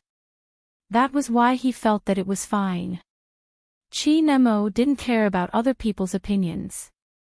But he respected her completely. That was Z, the young lord of the hacker world who had saved him from the whirlpool. How did she make it here? He knew it better than anyone else. This was probably the only thing he wanted. Hoshino turned, his gaze landing on Chin-mo's back view. The moment the thought came into his mind, he heard a voice. Are you still watching? Aren't you leaving? It was Yu Cixin. He was smiling, but there wasn't any warmth in his eyes. He wasn't in a good mood. Why was he hugging someone who had one? Yu Cixin pursed his lips, walking in the opposite direction. The audience couldn't see the invisible surge. The only thing that could be seen was the hug that he did not expect. The crowd exploded. He hugged. My almighty Hoshino is so strong. He is not afraid at all. I'll bet 100 yuan that almighty Qin will definitely get it back from Big Spade at this hour. I'll add 100. I've been a fan of almighty Qin for so long, I know him better than anyone else. Do you still remember the photo of Lin Feng trying to win Big Spade's heart? I used to be naive and didn't understand the subtleties, but now I'm completely jealous. Almighty Qin will definitely say, come, let's have a good talk. Just thinking about it makes me want to have a nosebleed. How cute. I didn't expect there to be so many hidden sweets to eat. Watching the interaction between the two, the CP fans' hearts were about to explode. The competition was good, and after the competition, it would be even better. The ticket was worth it. Coincidentally, Qin Mo turned to the left and said something to the youngster. Both of them were dressed in Supreme Alliance's uniform, their figures tall and handsome. This scene revealed a sweetness that she had never experienced before. Many fans couldn't help but take out their phones to take photos. They looked at it every day and felt sweet in their hearts.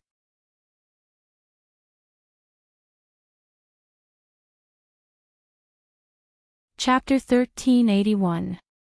Qin Mo asked, how do you intend to explain your cheating incident tonight? Bo Jiu choked. Brother Mo, isn't your definition of cheating a little too hasty? You're not allowed to have any opinions. Qin Mo tugged her, domineering and childish. As expected, he was jealous. Bo Jiu couldn't help but laugh. When Qin Mo saw this, he held her hand and squeezed it, signaling her to behave. The interaction was too subtle. But it didn't pass the fans' eyes. But before they could see enough. On the other side, the Asian Organizing Committee walked out. According to international practice, the winning team would stand on the highest podium. But in reality, it wasn't important. The most important thing was that at this moment, the flag of China was flying in the sky. It was the color of blazing flames. The 11 of them lined up in a row. At this moment, they looked more like youngsters who had grown up on this land, singing the same song. Every man had a long-cherished wish in his heart. They could either be a soldier and protect their country, or he could appear on the international stage and let everyone in the world see the national flag that was raised in their eyes. Because this was the only way to win more respect. This was their original intention. It hadn't changed over the years. Regardless of what they had encountered. The magical thing was, when you see the flag rising, your insides will become hot and soft. Regardless of what they had encountered, they would only feel glory at this moment. Even if this profession wasn't understood, it wasn't important anymore. It was just as the introduction said. They had once fallen into a bottomless abyss. Now, they were determined to make a comeback and establish themselves as kings. The 11 of them appeared on 32 mainstream media outlets, 64 live streaming platforms and even foreign magazines. Of course, Bo Jiu and Qin Mo took up the most space. But no one knew. At this moment, the bunch of people who had just received their awards didn't have time to browse through Weibo, magazines, or media outlets. They had wanted to celebrate. They reached Yin Wuyao's internet cafe. They didn't know when this group of people started to like to gather on the second floor. It was probably because the sound of the keyboard felt real. It's an occupational hazard that makes me speechless. Lin Feng's self-evaluation was accurate. But it didn't affect them at all. Feng Yi knew that they needed a breather. Other than the interview on the national channel, he avoided everything else. He ordered a lot of food and drinks and brought his assistant upstairs. But when he really went up to the second floor, he found that no one in the group was awake. He didn't drink. He just sat there and fell asleep. Everyone was very intimate. Coco and Feng Shang's heads were touching, and their bunnies were hanging on the ground. Perhaps it would be difficult for outsiders to understand. But as Feng Yi's assistant, he wasn't surprised at all when he saw this scene. Because she knew. This group of people was too tired. Any industry related to the internet was different from other ordinary industries. The pressure was great. Another public figure. He had to pay attention to his every word and action. Even if it was ordinary words, they would be misinterpreted by others into another meaning. Some people thought that they liked her, but it had already made them breathless. Insomnia is the norm. Many times. Feng Yi was even more afraid that someone among them would have psychological problems.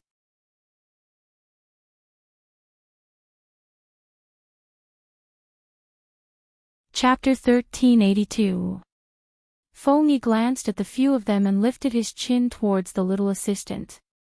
The little assistant understood and immediately placed the things on the table. She raised her hand and adjusted the temperature of the air conditioner to the best. The weather in the north was especially cold at this time of the year. No one knew when it started snowing outside. Feng Yi glanced at the calendar hanging on the wall. He hadn't expected the new year to pass so quickly. Both Little Spade and Uncle Ian had been here for a long time. Since the competition was over. It was time to find something for them to do. At the very least, he had to be the face of Supreme Alliance so that he could lure the newcomers in. After all, he was a businessman. The corners of Feng Yi's mouth curled up. He was back to being the smiling fox manager Feng. The little assistant shivered at the side. She felt as though her days of working overtime were coming back. Even so, when they left, they closed the door carefully. But Qin Mo had already woken up when the door was pushed open. He had been too lazy to get up since he was carrying someone in his arms. As for who he was carrying, there wasn't a need to elaborate, everyone knew. But very quickly, he kissed the person in his arms awake, his breath by her ear. His voice was calm. "Are you pretending to be asleep because you're worried I'll settle the score with you?" Bojo trembled from the kiss, opening her eyes. "Brother Mo, let's not talk about such an unfriendly topic when everyone is asleep." "Oh. Tell me, what topic is friendly?" Qin Mo smiled, reaching out to push her hair to the side. His long legs were wrapped around her long hair. They could lie down horizontally but Qin Mo was too tall, so he had to lean sideways. Bojo's arms were still around his waist. No one knew how comfortable it was to hug the Almighty to sleep, hence, she had taken advantage of him when no one was paying attention. But now, it seemed like this position was disadvantageous to her. But long before she came, she had thought of a strategy. "For example, let's talk about the other reward you promised me." The two of them always seemed to fall in love in a different way than others. Qin Mo glanced at the person who was raising her eyebrows at him. He reached out and pinched her face. "Keep your claws. If you want a reward, get it. Don't do anything bad." Bojo watched regretfully as he pulled her hand out of his uniform. The Almighty was always so prideful. As his girlfriend, she couldn't even touch his abs. Without any bad things to do, Bojo could only lie there lazily. She looked like a hedonistic young master raised by a family, but she was a little listless. "You look like you're not interested in the reward I'm giving you."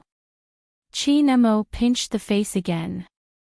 Bojo replied seriously, "I don't show my emotions on my face." She was afraid of digging up her dark history. "Not bad, you are very calm," Qin Mo said slowly. Bojo found the Almighty's attitude strange. After all, no matter how she looked at it, it didn't seem like he was going to give her a reward.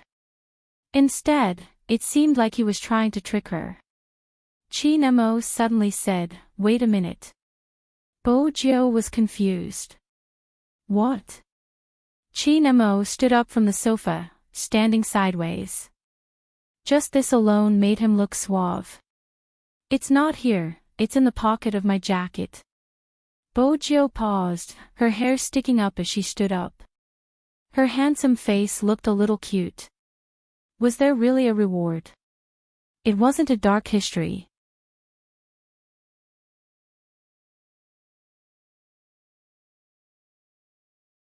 Chapter 1383. Chi Nemo knew that someone would be curious.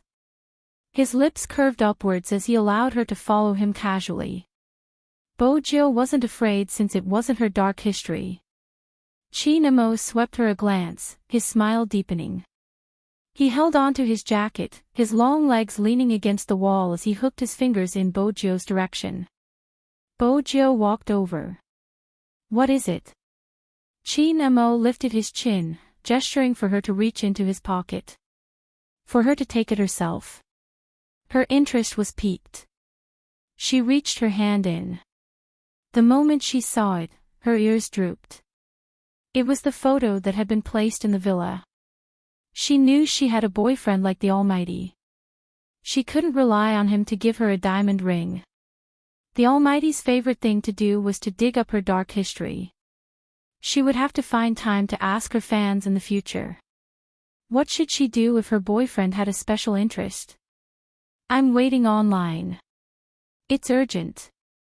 Even though it was fun to watch the Almighty speak viciously about his childhood because of jealousy, it wasn't good. However, it wouldn't be good if he recovered his memory. What would they do then? That would be another dark history. Bojo made up her mind. Before the Almighty regained his memory, she would explain everything clearly. Chi Nemo saw that she didn't take the photo out and had a helpless expression on her face. He suddenly pulled her over and lightly touched her face with one hand. Are you an idiot? Take it out and flip it. What else could there be in a photo? She couldn't flip it and turn it into a ring. Bojo paused, her gaze landing on the back of the photo. There was a line of beautiful black letters. It wasn't long, just 7 words. You are the joy of youth. You should know what it means when you read it backwards. Chi Nemo lowered his lids, the lights falling. The night sky outside the window seemed to have become a foil for him. In that instant, it was as though all that was left in her ears was a flowing voice. It wasn't loud or soft, but it was full of substance. The youngster I like is you. It wasn't an ordinary confession.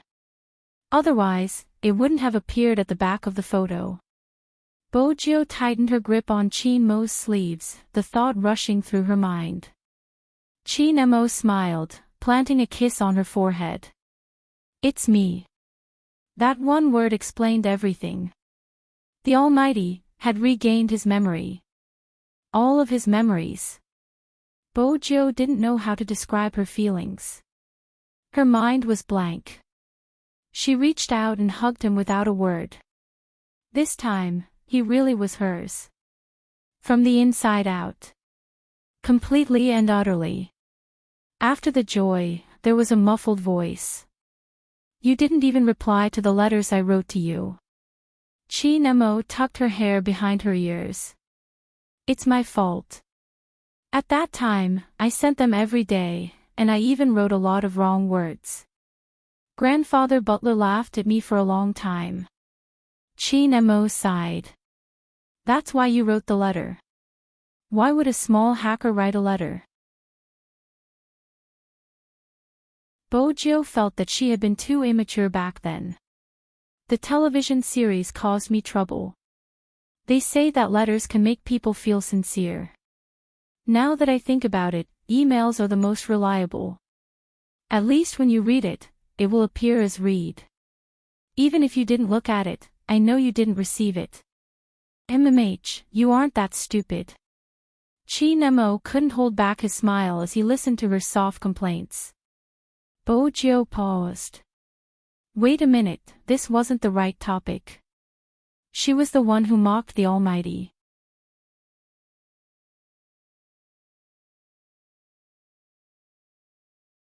Chapter 1384.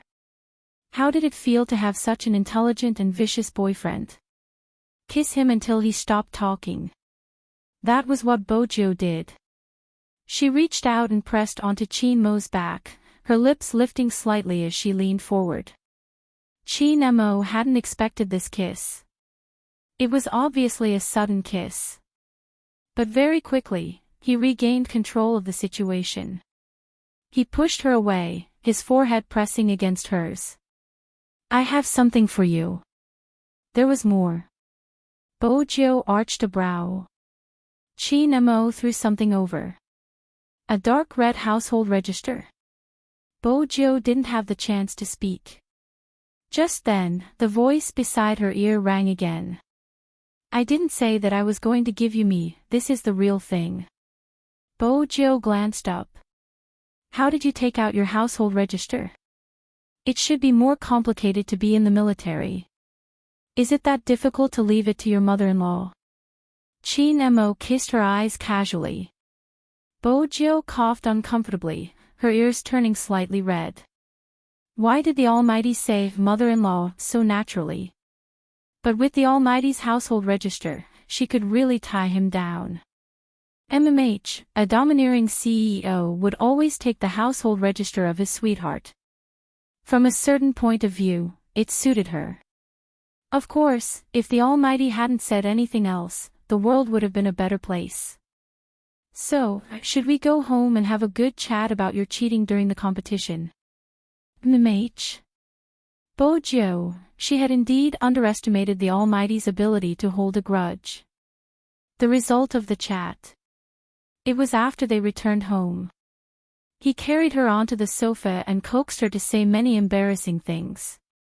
She didn't last long under the intoxicating force.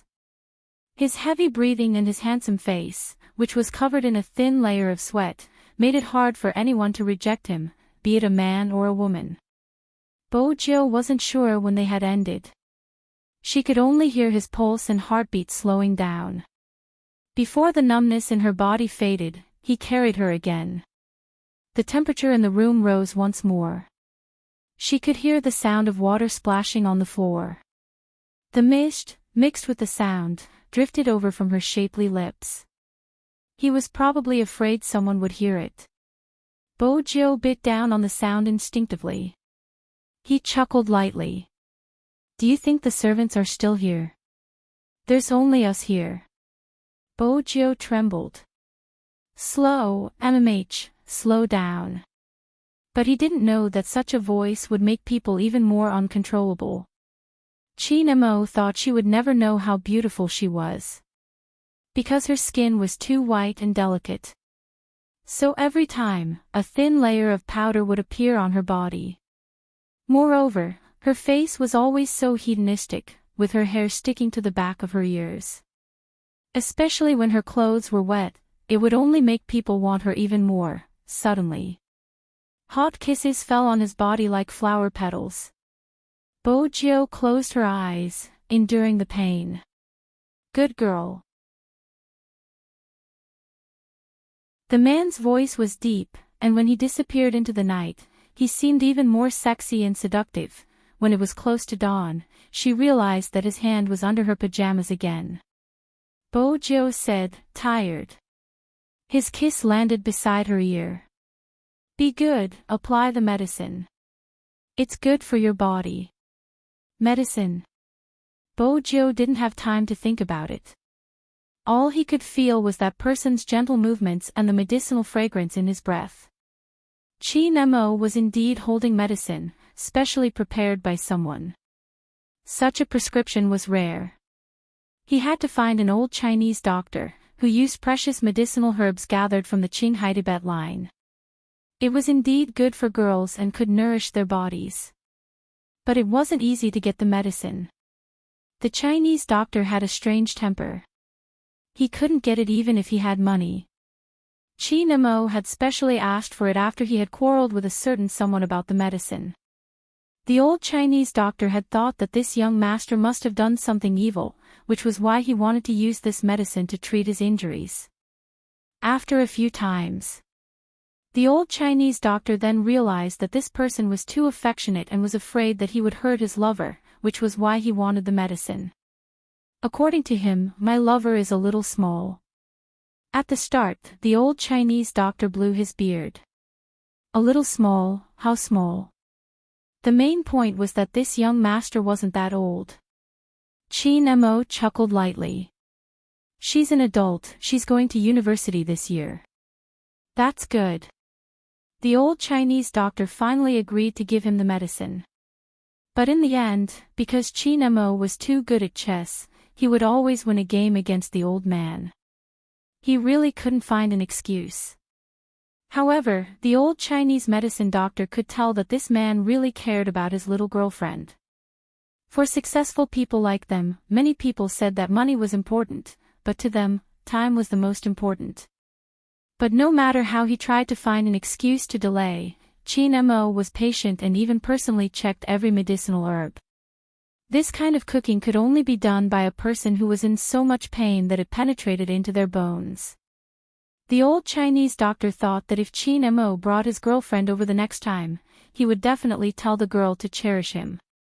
There weren't many good guys these days. Indeed, there weren't many. Because honestly speaking, there weren't many boyfriends who helped their girlfriends dress. Bojo stretched her back lazily, her hair messy. Her voice was low and hoarse, as if she had just woken up. She had a natural arrogance, but because of her perfect voice, it wasn't annoying. Water. Put on your clothes first, there will be water. Qin Mo had long legs, he only needed to bend slightly when he spoke. His voice was close to her ear, deep and magnetic, like a feather that brushed past her heart. She couldn't help but admire him, his words made her soften. All right, put on your clothes first. Cuffs. In the end, Almighty Qin couldn't take it anymore and took action himself. Bojo was well versed in being served. The moment the Almighty opened his mouth, she handed her wrist over. Take the Almighty's clothes for example. No matter how she dressed, he would always think of her as a little ruffian. He had been like that when they had been young. The two of them had completely different styles. She belonged to the free-spirited group. He was so spotless, it made one suspect that he didn't have any childhood fun. But the Almighty didn't let down the name of a beast in human clothing. Bojo glanced at the man in the white shirt, looking elegant and aloof. Even his slender fingers were so beautiful they seemed to glow. Who would have expected someone with such an aura to be more ferocious in bed?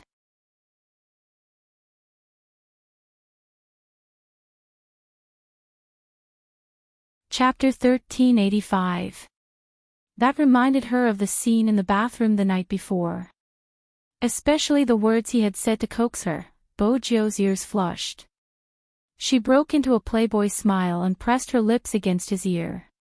She wanted to take it back.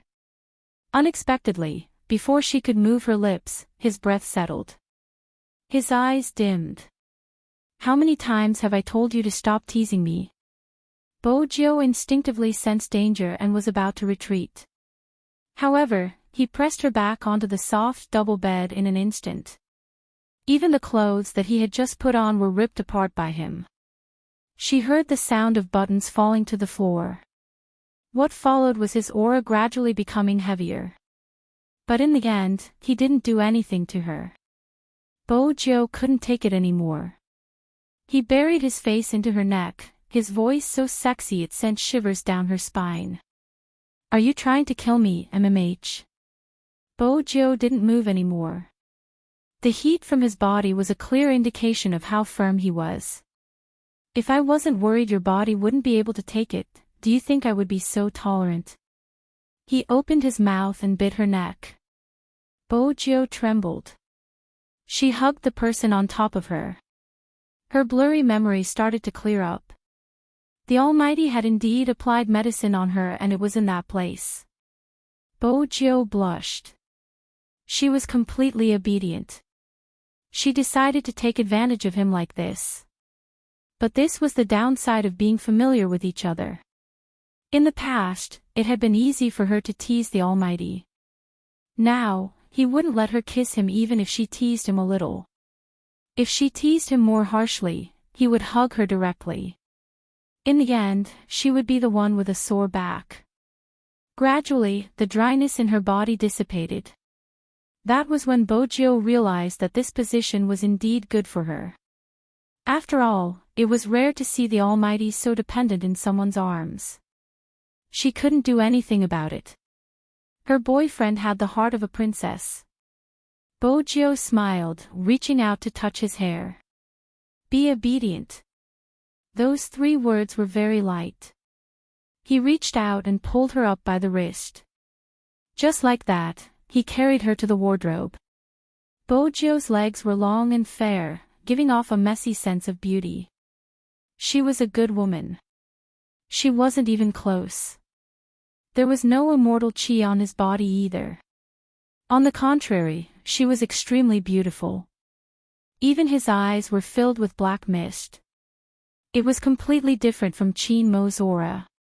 Someone once said that Almighty Qin definitely liked those kind of pure and gentle women. After all, these people all had immortal chi on them. If they saw this scene, they would definitely be shocked. What Almighty Qin liked were long, narrow eyes, a mole with tears, long, snow-white legs, and a natural charm. All of these could not be compared to one word, her. Yes, he liked her. With this in mind, Qin Mo lowered his head and kissed a certain someone. Bojio wasn't bothered, her fingers brushing past the clothes hanging on it. He had probably brought her over so that she could choose for herself. Who knew that the Almighty didn't mean it that way? He picked a sweater and put it on her head. It's warm. Bojio had always prioritized her looks. Brother Mo, I'm not handsome anymore. F***ck, wait a minute, what are you doing to my hair? After nearly 10 minutes of torment. After being dressed as a bear, Bojio finally regained her freedom. But before she could take 2 steps, he arched a brow. Little Bojio. Bojio tilted her head, her pure black down jacket and red checkered scarf accentuating her handsome face. She had the aura of a manga character. MH. Since you have a boyfriend, shouldn't you do some actions? Qin Mo was still wearing a long trench coat today, his aura naturally elegant and noble. Even his words carried a hint of indifference. Bojio glanced down at his empty right hand. Oh, he replied and walked over. Brother Mo, Bojio spoke slowly. Next time, if you want to hold hands, just say so. Little Princess Qin was still as arrogant as ever. She didn't wait for Qin Mo to raise his brow and tugged his hand over. I'm hungry, Madame Zhang isn't around and it's affecting my growth. Is your boyfriend just for show? Qin Mo glanced over. Bojio replied matter-of-factly, then cook for me. She was hoping that the Almighty would say no so that she could show off her instant noodle cooking skills in front of the Almighty. With such a cool skill, if she didn't show it off, it wouldn't be in line with her life goals. Let's go to the cafeteria. Today, there's your favorite beef and bean buns. They're fresh out of the oven.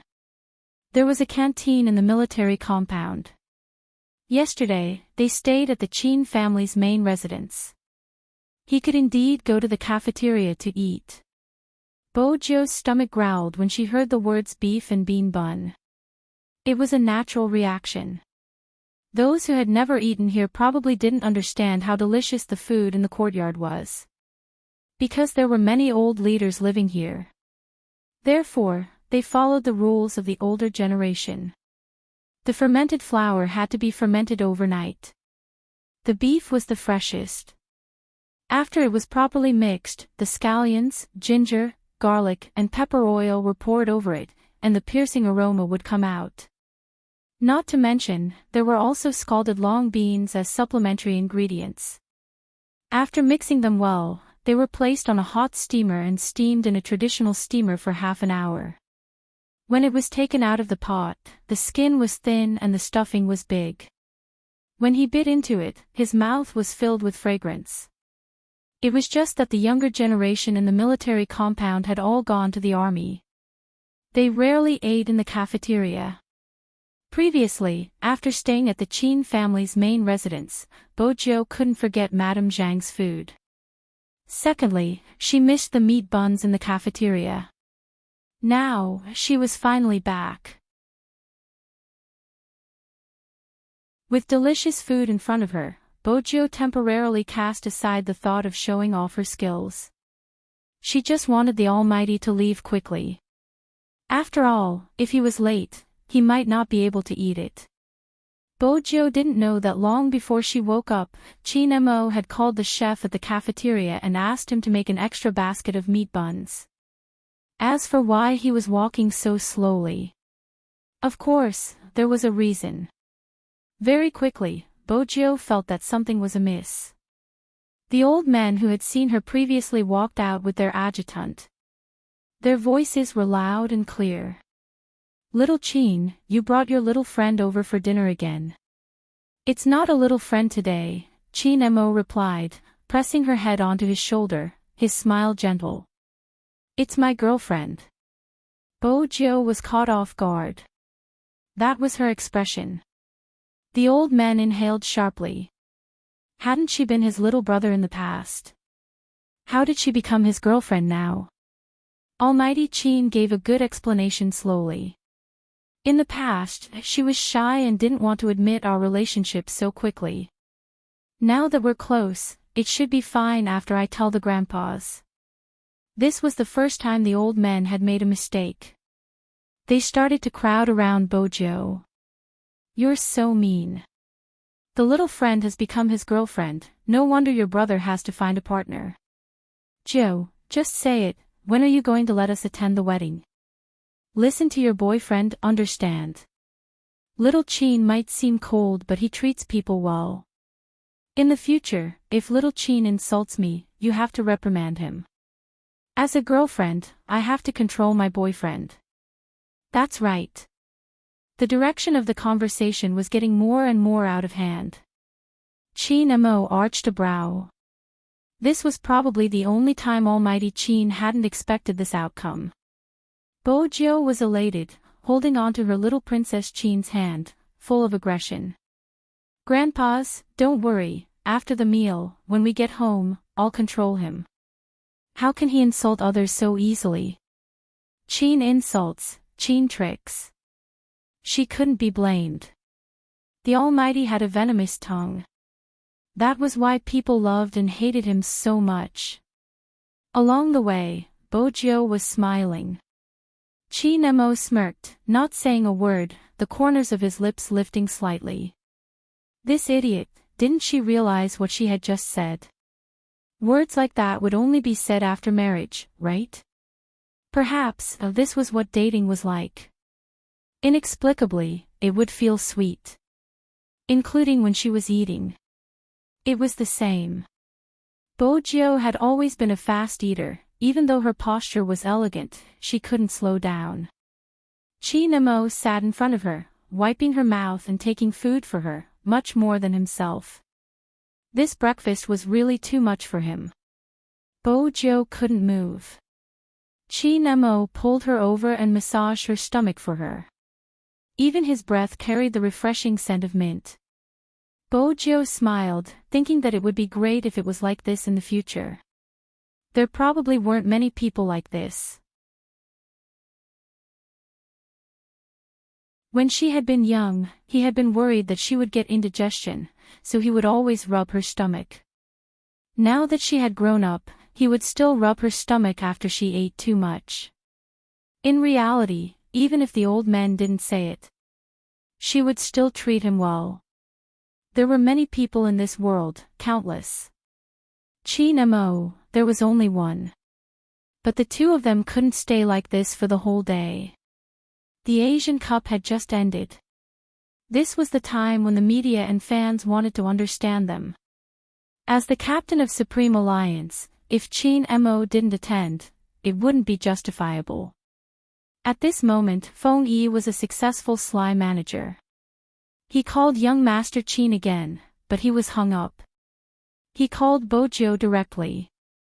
Qin Mo had just finished washing the fruits, his back straight as he took a piece of paper, wiping his fingers slowly, gesturing for Bojiu to hold the phone for him. Bojiu took the apple, her other hand holding the phone, pressing it against the side of his handsome face. Feng Yi lowered his voice as he explained the process and pros and cons. In the end, he concluded, you have to participate in this interview. Don't worry, I won't ask you to speak too much and it won't affect your time with Little Spade. It's just a 5-minute interview. I'm not going, Qin Mo replied lazily, reverting back to his young master's temperament. Feng Yi inhaled deeply, telling himself not to stoop to his level. This wasn't the first time this person didn't like to show his face, competition was an exception. He had thought that after the Asian Cup, the Almighty would cooperate with him. But from the looks of it, he had too much. Yes. Yes.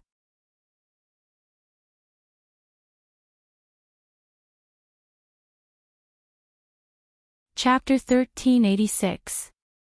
Before Feng Yi could finish, Qin Mo interrupted him.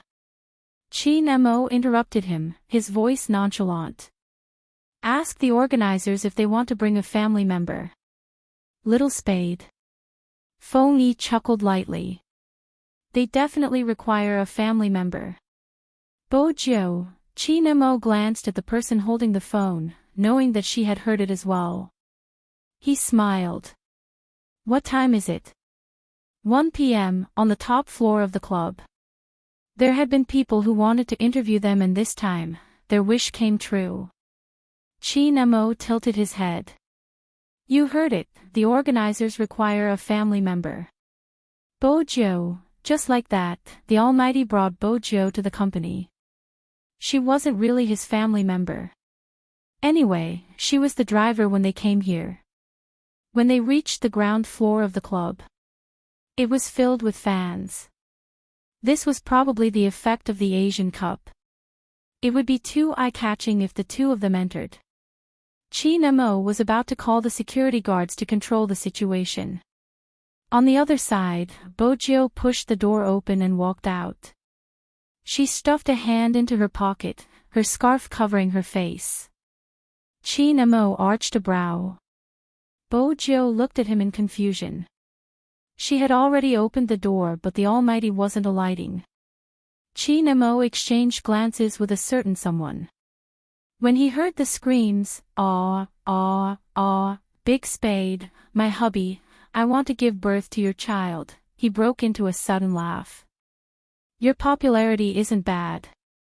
His cold voice didn't sound like a compliment. Bojiu was confused. What was wrong with little Princess Qin? He definitely didn't hold hands. MMH. With that in mind, she turned and held onto the door frame with one hand. She planted a kiss on Qin Mo's face before tugging his wrist and walking forward happily. Qin Mo listened to the commotion and looked at the person who was dragging him forward. There was a faint smile in the bottom of his eyes. When the fans saw this scene, they had mixed feelings. Especially Qin Mo's fans. Their Almighty had been coaxed out of the car by Big Spade, hadn't he? From the posture just now, it seemed like Big Spade was the more aggressive one. She turned to look at the stunned Spade fans and coughed lightly. Forgive me, our Almighty Qin isn't like this usually. He actually coaxed by his girlfriend. Shameless to the point of making one's hair stand on end. But for some reason, he still looked so handsome. Even though he had a cold personality, when he saw Spade Z, he would reveal a mesmerizing smile. Not to mention, when Big Spade held his hand, he even gave his fans a bonus. Welfare. Wait a minute. Almighty Qin would never give out benefits. But what was going on now? He actually stopped in front of a group of people. Bojiu was confused as well. She arched a brow. Who knew? Qin Mo didn't look at her. Instead, he looked at the girl standing at the side.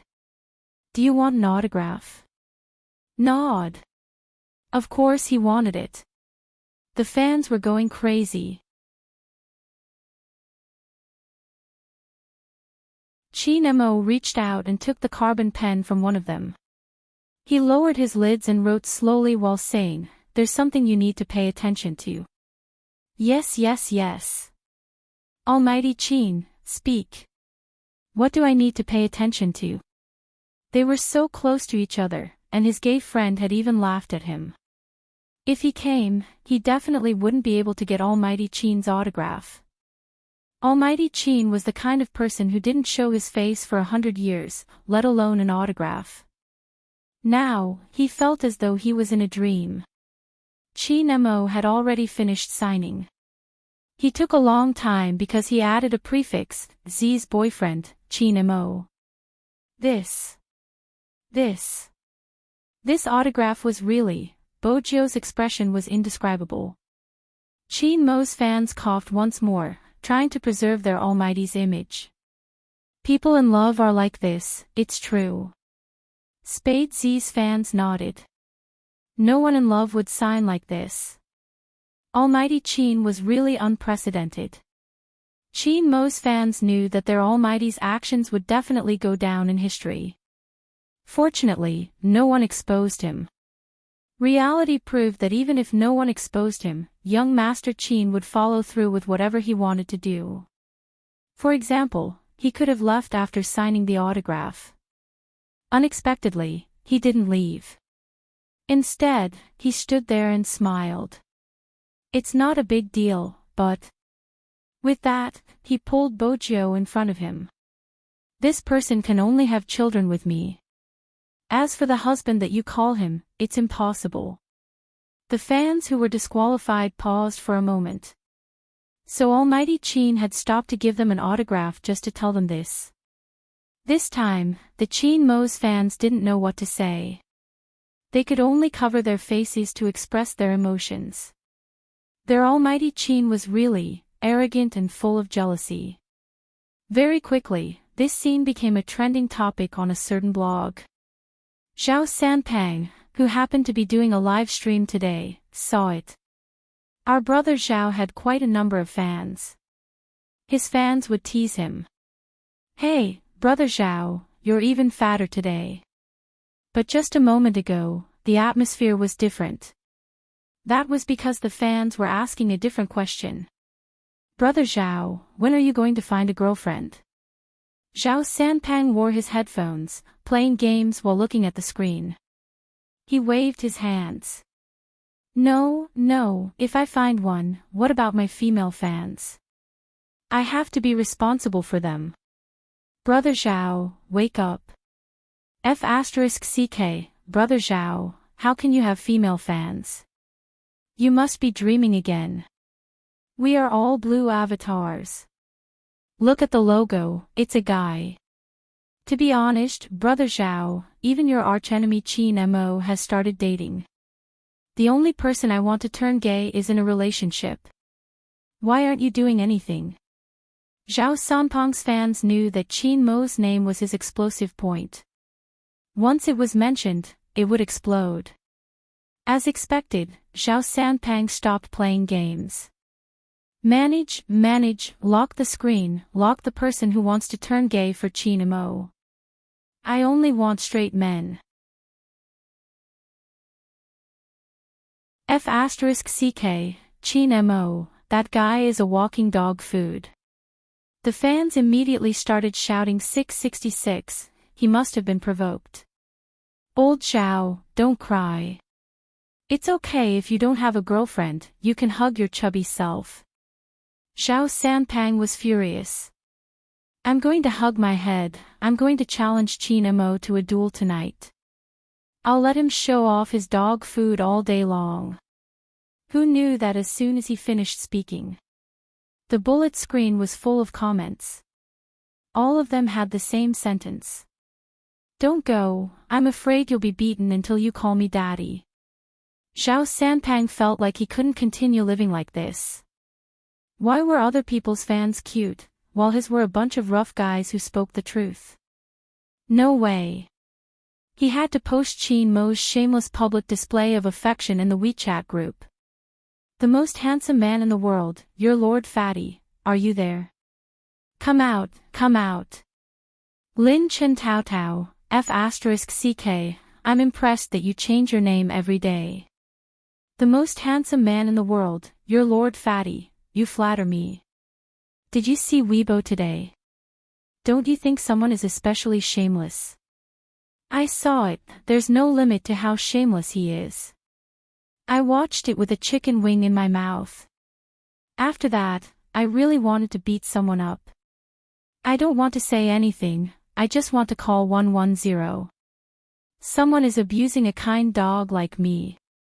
That signature is really enough, what do you guys think? I think we should tag someone, Qin Mo, I think someone should send a red packet. They're already dating, right? Qin Mo, send a double, since there are two of them, they should send a double. Forget about Little Spade, her boyfriend will send it, Qin Mo, it was probably because his phone kept ringing. Bo Jiu glanced over. It was a rare sight to see the Almighty sending a WeChat message. She wanted to see it. He wasn't going to let her. He blocked her with one hand and lifted his chin. Sit over there. Really, he was guarding against her like a wolf. Bo Jiu arched a brow.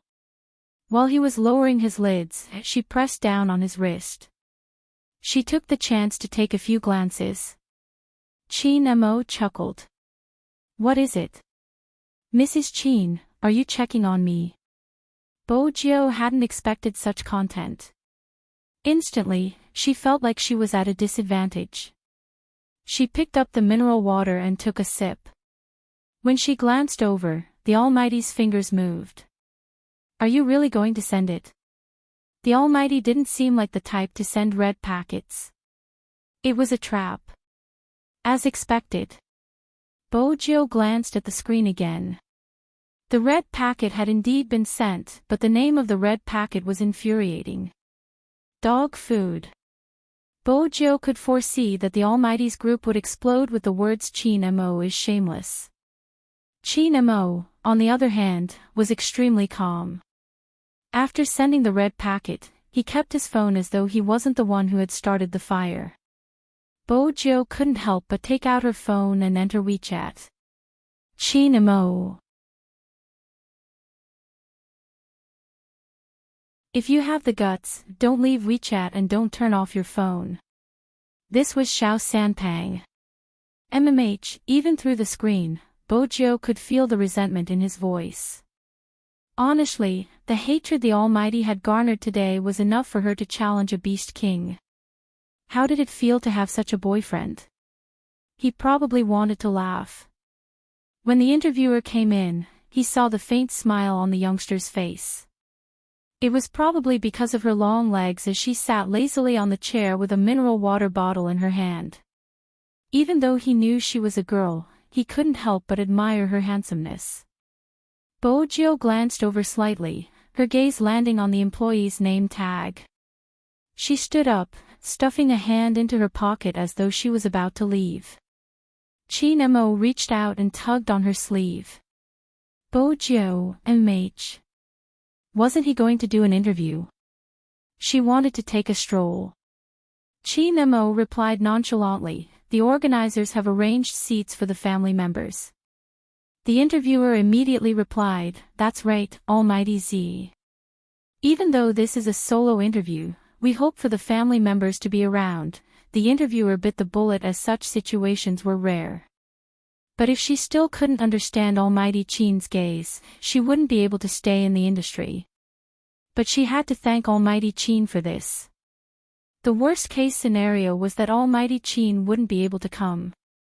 Unexpectedly, Almighty Qin wasn't the only one who came, even Spade Z was here. Their show had yet to start and they were already on fire. Bo Jiu had always been cooperative with others. This was probably due to her upbringing. She had been like this ever since she was young. She might be cold, but she wasn't emotionless. Her father had taught her to respect everyone's career since she was young. Hence, even now, Bojo wouldn't put anyone in a difficult position. She sat there, the floor-to-ceiling window behind her. Chin Mo had asked Assistant Zhang to send Princess over. She hugged him, intending to play with the cat for a while. Princess was infuriated. In order to express his anger, he kept purring. But this person wasn't threatened by him at all. Princess could tell that his master had spoiled a certain someone to the point of being out of control. He wouldn't stand up for him. It was better for him to adapt to the circumstances and be a well-behaved cat. After all, it wasn't bad being hugged by this person. The interviewer was satisfied with the arrangement.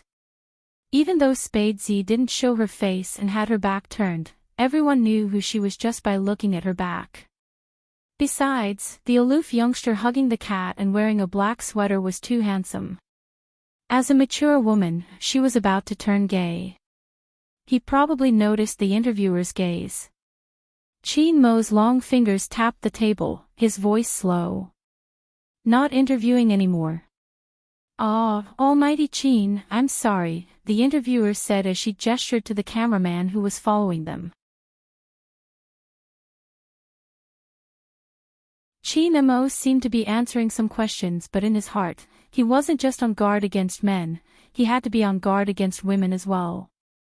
Speaking of almighty Chin's relationship problems, it's what the fans want to know the most. The interviewer seemed to be chatting casually, but in reality, she was stunned by almighty Chin, who was emitting a cold aura. For some reason, almighty Chin seemed scary. Almighty Chin and Almighty Z, which one of you confessed first? Is it convenient for you to tell me? Bojo heard the question too. Her hand that was caressing the cat's back paused. Was there a need to ask? Of course it was her. She had wanted to buy little Princess Chin when she was young, but he would always frown when he saw her. It was obvious that he didn't have any feelings for her. But before she could finish her thought, she heard the word, me. The interviewer was slightly surprised. Almighty Chin doesn't seem like someone who would confess to others. She didn't have a choice, she's stupid. Even if I gave her my entire body, she wouldn't be able to sense it. I could only confess. Chin Mo's tone was obviously different from before. The interviewer laughed. Judging from Almighty Z's gaming style, she doesn't seem stupid. Almighty Chin might have been too subtle and Almighty Z might not have understood it. That's possible. After all, she was too young back then and didn't know how to read. Chin Mo didn't just answer the question but also threw a stone for the interviewer to continue asking. As expected. She was too young back then. Gosh, did you and Almighty Z know each other since you were young? The interviewer felt that she had dug out a huge piece of information. Chin Mo replied nonchalantly, is it strange? No, it's just that during the Asian Cup, the fans saw the interaction between Almighty Z and Almighty Hoshino and thought that they knew each other since they were young. Chin Mo smiled. Everyone should know the truth now.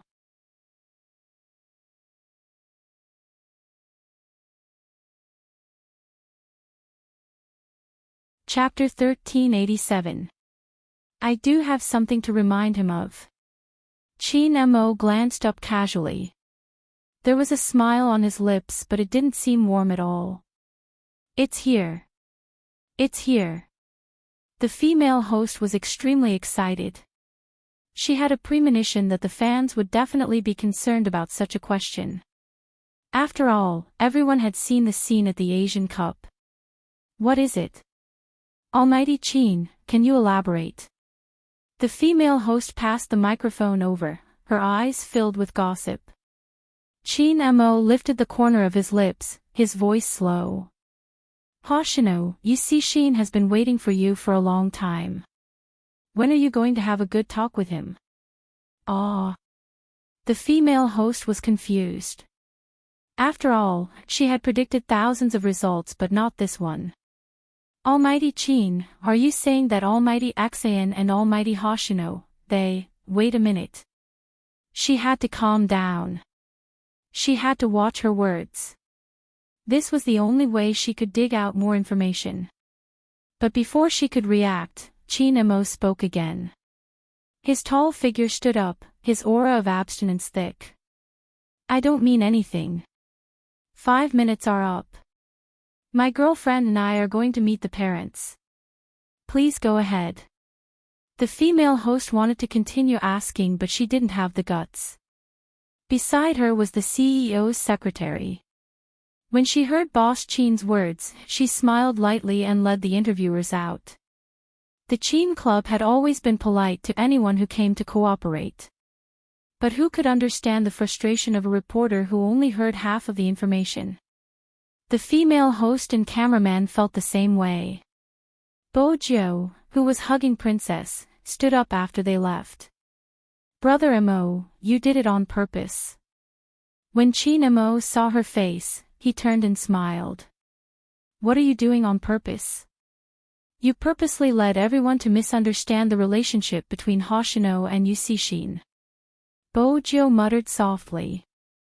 That's too shameless. Chin Mo narrowed his eyes and pulled her over. I'm shameless. Bo Jiu opened her mouth but didn't say anything. Since I'm already so shameless. Chin Mo held her waist. Why don't I be more shameless? Hey. Bo Jiu felt his hand reaching in. Her waist softened. This is the office. Chin Mo leaned forward and kissed her neck, his voice deep. Don't worry, no one will come in. Wasn't this a question of who was there? Bo Jiu's hands were already weak from the kiss. The princess took the opportunity to run away. She didn't even have her only cover anymore. Behind him was the desk where he had sat and signed countless contracts. His back was pressed against it, and he could feel the coolness of the business. There seemed to be some papers on the table, and they were all scattered on the ground. The temperature gradually rose. When two people are together, they become addicted to everything. Probably because they always wanted to be close to each other. Or perhaps it was because of the fatal attraction that had existed since the beginning. It was just that he had some misgivings in the past. Now, there seemed to be nothing to worry about. A numb sensation spread from her tailbone, accompanied by a pleasant peppermint scent. It was the unique scent of a man.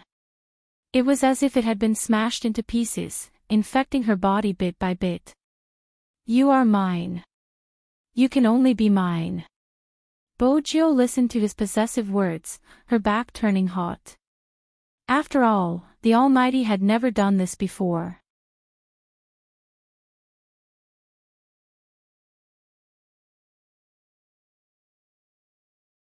Chapter 1388.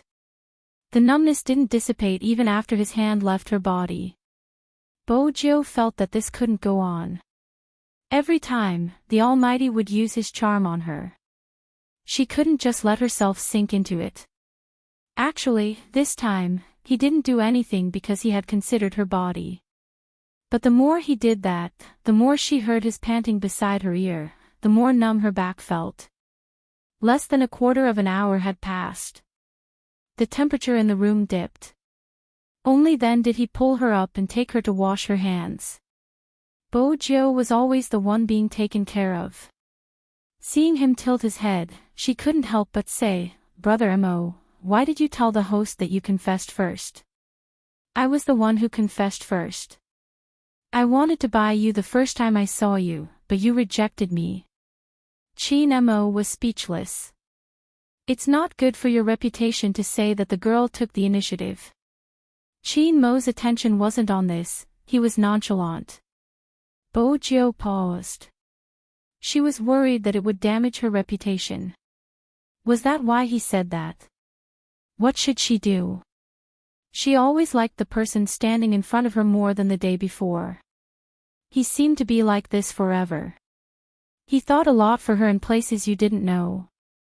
When they were alone, he was so arrogant that he wanted you to chase after him. But in front of outsiders, he was the one doing everything. What are you doing, little Bojo? Chi Nemo helplessly allowed the person in front of him to hug his waist. There were still bubbles in his hands. He could only look at her and arched a brow. Do something bad and I'll throw you out. Bojo laughed. She was full of playfulness, completely unbothered by his threat. Chi Nemo looked at her hedonistic young master's behavior, and there was a smile in the depths of his eyes. It was rare for them to have such moments. They sat in a room. He read his contract while she played with her cat. Every 10 minutes or so, he would walk over and pinch her face or kiss her. Bojo felt that she was a qualified study boy. Even though she didn't need to make tea or pour water, she could help the Almighty during his boring times. If the people outside heard this, they would definitely die in a matter of minutes. How could their boss Chin ever be so bored? But the best thing today was that boss Chin didn't laugh coldly. Not even once. Even the people in the project department were in a daze. They had thought that their world would end after the Asian Cup. After all, it meant that boss Chin's attention would return to the company. It was the end of the year. For every department, this was a big sweep. He really didn't expect it. Boss would be so casual this year. As long as you don't go in and take up too much time, you won't be criticized. Young Master Joe, oh no, young Mistress Joe was truly a blessing to them. Are you hungry? Chi Nemo glanced over. Bojo held a biscuit in her mouth. It's all right. It seems like working with me is a little boring. Chi Nemo put down the pen in his hand and raised his eyebrows. Let's find something to do. Bojo lit up. That was possible. She had been watching the Almighty seriously signing the contract and wanted to go over and kiss him. The sense of abstinence in business made her heart itch. According to the usual CEO script. Finding something to do must be intimate, right? However, this boyfriend of hers never played by the rules. Your physics book is still with me. Come here and review. Bojo.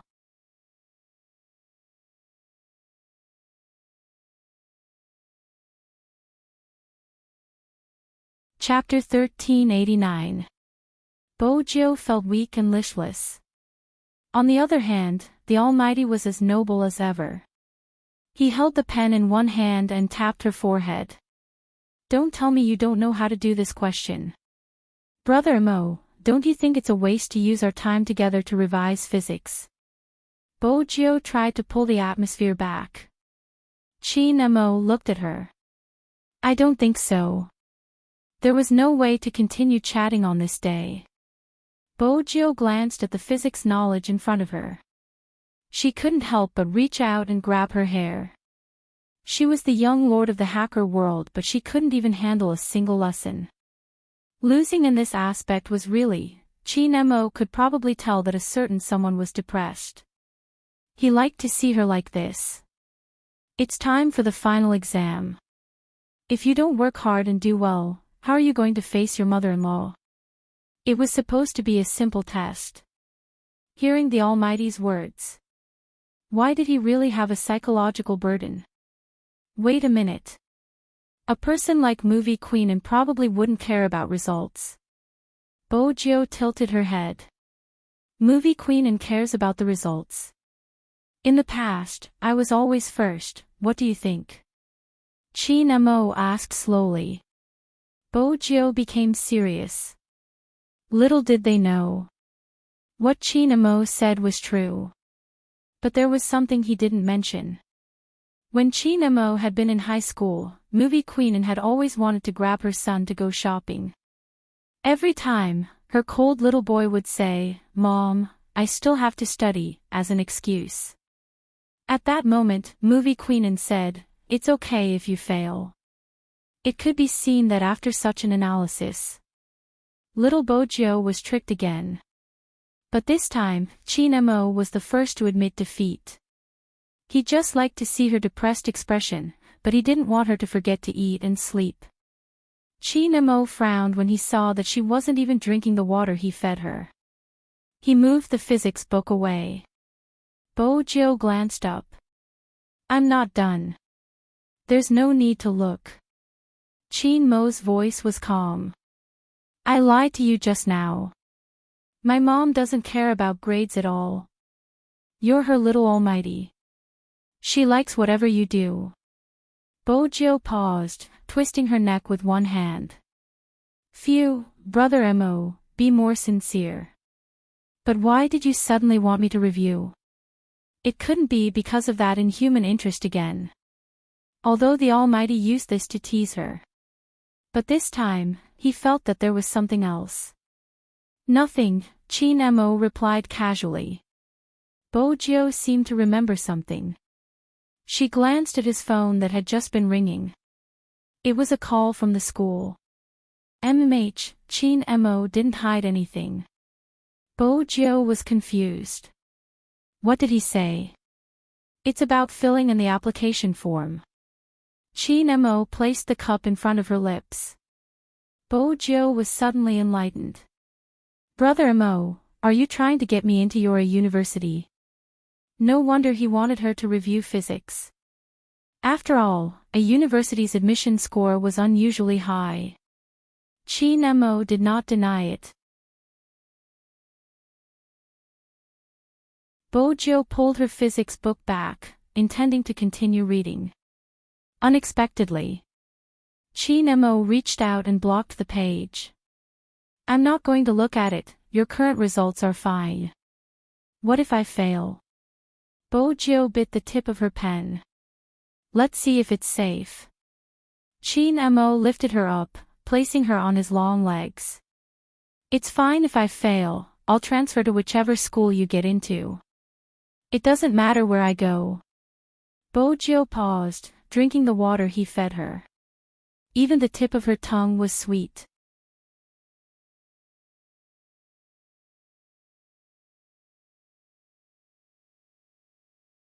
Chapter 1390. But his handsomeness only lasted for a second. The next second. "But even so, you still have to read the physics book." Bo Jiu, just as the two of them were in the office. The members of the Japanese team were shopping. Jiang City had the longest history in China. There were many places worth visiting. Moreover, the competition had already ended. There wasn't any psychological burden when they played. Of course, that was at the beginning. Later on, someone took off his mask when he was eating the tanghulu. The entire street of tobacco bags seemed to have been ignited. The youth was speechless. "Hey, can't you keep a low profile? You know your face is more ostentatious. Vice captain and captain are more ostentatious. Why don't you say so?" With that, his tone suddenly changed. He looked at the tanghulu in his hand, his eyes round and clear. "Good news." It was so delicious. The youth snatched it over. The speed at which they avoided the fans was very fast. It could be seen that they were a group of experienced fans. Yu Cixin and Hoshino were nonchalant from the start to the end. Especially Yu Cixin. Before a certain idiot took off his mask, he had already entered the shop next door and picked out a paper fan with a Chinese flavor. It should look good with the kimono at home. After choosing, he realized that he didn't bring his wallet. He pursed his thin lips. He dialed a certain someone's number. "The paper fan shop on the right, come over." Hoshino was wearing a mask too. He was wearing a pure white down jacket. The design was huge and there was a circle of pure black fur on the collar. Not many men could wear such clothes. But Hoshino was obviously an exception. His legs were too long. Coupled with the aura he had, any clothes on him would look like luxury brands. Hoshino didn't say much when he saw Yu Cixin calling him over. He just threw his wallet to him. Shin took it and gave 3 pieces to the cashier. It was a normal action. But it made the eyes of the surrounding girls who were shopping for paper fans light up. After all, in China, no man would buy paper fans. Besides some cosplayers, they were gay. But the aura of these 2 people didn't seem like cosplayers. Could they be a couple? They were all wearing masks. She noticed the gaze from the side but didn't say anything. He just smiled devilishly, making it hard for others to understand him. Most of the media who received the news were attracted away by the other members of the Japanese team. In other words, they were too busy chasing after their target and didn't realize that there was a bigger fish behind them. Of course, there were also lucky reporters who followed them. There was a new esports enthusiast. Because the camera he was carrying was too heavy, he couldn't run anymore. He wanted to order a stew to cook first. He didn't expect that as soon as he got the stew, he would be stopped by 2 people walking towards him. Believe big. Star God. Even though both of them were wearing masks. But for the Japanese fans who had been there for 5 years, it was a piece of cake to distinguish them. He couldn't care less about eating. He took the camera and walked around, blocking in front of Shin. He mustered up his courage. You must be Shinda. I'm a fan of Dongying and also a reporter of Ching Entertainment. This is my ID. Due to the different regions, the cultural differences were also different. After he finished speaking, he added the word please at the end. Shin originally thought that most of the reporters had left. He didn't expect there to be one more. But to him, it wasn't a big deal.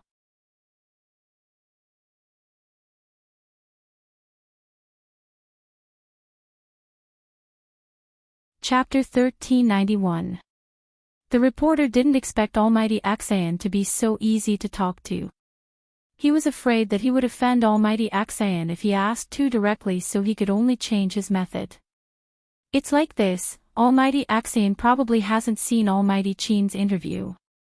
Almighty Chin said that you have been waiting for Almighty Hoshino for a long time. Cough, do you think he is right? Shin didn't have any reaction.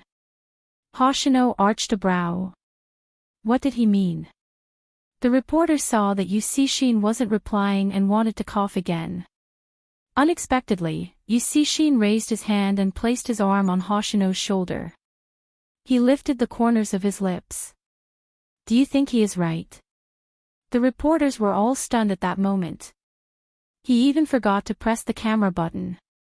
When he came back to his senses, Shin had already taken a step forward. Almighty Hoshino was in the crowd too. But his voice could be heard. You did that on purpose, right? Isn't it good to verify Chin Mo's words? Ha, it's probably because you're too threatening. Hoshino, haven't you realized something? You and Z are too intimate.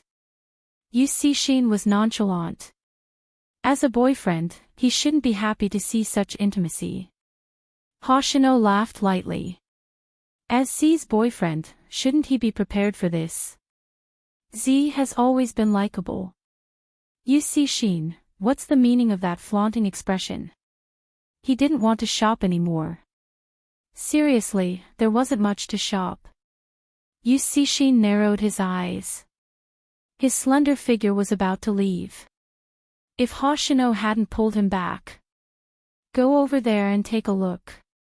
What are you looking at? Shin's young master's actions were devilishly handsome. Hoshino's voice was as gentle as usual. Don't you need to raise the little thing you brought back? I really don't understand whether you are the master or me. We don't have enough cat food. There's a shop over there, we can buy some. Shin didn't say much. After walking a few steps, he said faintly, you are more attentive to a cat than to me. Tobacco Bag Slanted Street was especially crowded at this time. There were sounds everywhere. In addition, they had to avoid the reporters and fans who might recognize them. Hence, Hoshino didn't hear what Yusishin said. She tilted her head. Her face was still covered by a mask, revealing only a pair of ink-like eyes. What did you just say? Nothing. Yusishin stuffed his hands into his coat pocket, acting like a rich young master. Where's the shop you mentioned? Hoshino walked forward. Why would someone who doesn't even know the cat food store bring a cat home? I met it when I was cleaning up the people. It was raining. I can't possibly get rid of the cat too. Yusishin said this casually. Hoshino could almost imagine the scene at that time. It was definitely a group of black-clothed men. He stood at the very front, looking so lazy that he didn't seem like he was here to capture anyone, but he was more sinister than anyone else. Of course, he didn't have to clear the place. But the actions of the fifth-generation head had never been difficult to understand. That was why he was able to subdue his subordinates and make them obedient. He must have seen a cat on the side of the road on a rainy day after cleaning up, so he opened his leather jacket with a cigarette in his mouth and carried the cat back into his arms. This person had no affinity with animals. He had seen him with a cat print on his chin. It was probably because his face was too ostentatious, so ostentatious that even the cat couldn't stand it. In addition, when he came back, he just threw the cat away. He was even more arrogant than the cat. In high school, this person could defeat a group of people alone. They would meet on the rooftop of the school and within a day, he would become the boss. He had been like this ever since he was young. He hated it when people said that he was beautiful. If anyone dared to talk about his looks, that person would be at the end of his life. Hoshino smiled. He pushed the door open and walked into the pet shop. Other than cat food, there was nothing else he wanted to buy. But the interview that the reporter mentioned. It seemed like he should take a look. Yusishin really felt aggrieved as the owner of the house. He switched off his phone. Chin-mo had better keep an eye on Z. But even if he didn't, there was nothing he could do. In China, Z couldn't do anything wrong. Yusishin was most worried that Chin-mo didn't have enough control over his side and Z would return to the Fifth Avenue. If that was the case, Hoshino would follow her. The young lord of the hackers. Honestly speaking, he was interested in the past. But now, he didn't have a good impression of her. Hoshino didn't know what he was thinking. He took a bag of cat food and passed it to Yusishin. How does it taste? Yusishin took it and placed a piece in his mouth. His expression was as arrogant as ever. Not bad. The people in the pet shop were all shocked. Such a handsome person just put cat food in his mouth. Hoshino paused and pinched his face. Spit it out. Spit what out? You're not the one asking me about the taste. It was obvious that Yusishin had forgotten where they were. Hoshino smiled helplessly. There was a smile in his voice. Hey, I asked you to smell it, not eat it. That's cat food. Yusishin, not wanting to talk, was probably the portrayal of Yusishin, the big boss, today.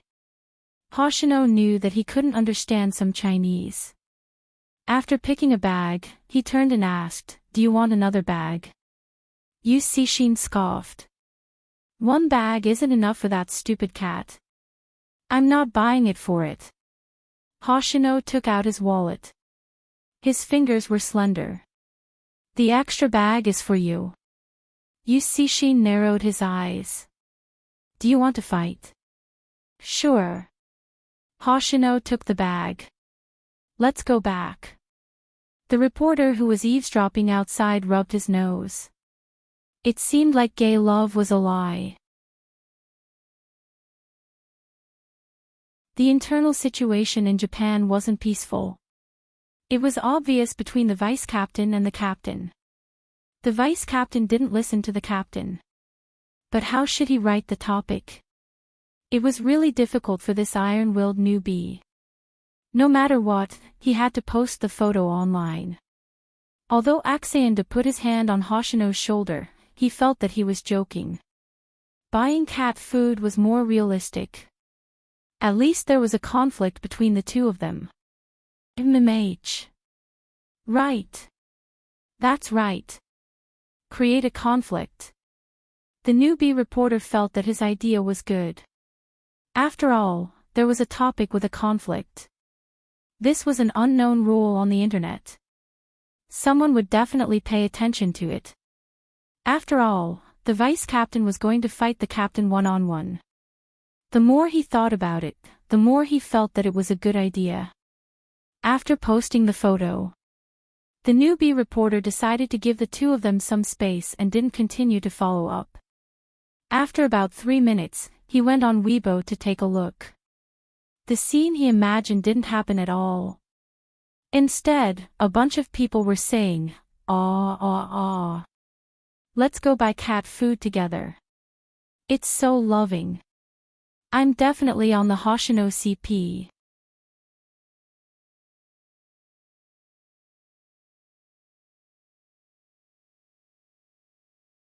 Chapter 1392. The public display of affection had been going around the internet the entire day. She had assumed it was over. But the more Bojio looked at the household register that the Almighty had given her, the more she felt there was something in it. She took some time to put on her uniform before heading downstairs. After the interview, the crowd had dispersed. Supreme Alliance's official fans had a sense of order. They were more enthusiastic than anyone else when they visited. But they also understood that it wasn't good to stay here. Hence, after the event ended, the fans packed up their banners and went back to edit. Almighty Chin's words and actions were enough for a year's worth of love videos. Unbeknownst to them, in the evening not long after they left, a youngster walked down. A young man walked down. Although he was wearing a hat and a mask, his eyes were very special. She opened the Lamborghini's door and locked it. Activate voice recognition. Voice recognition activated.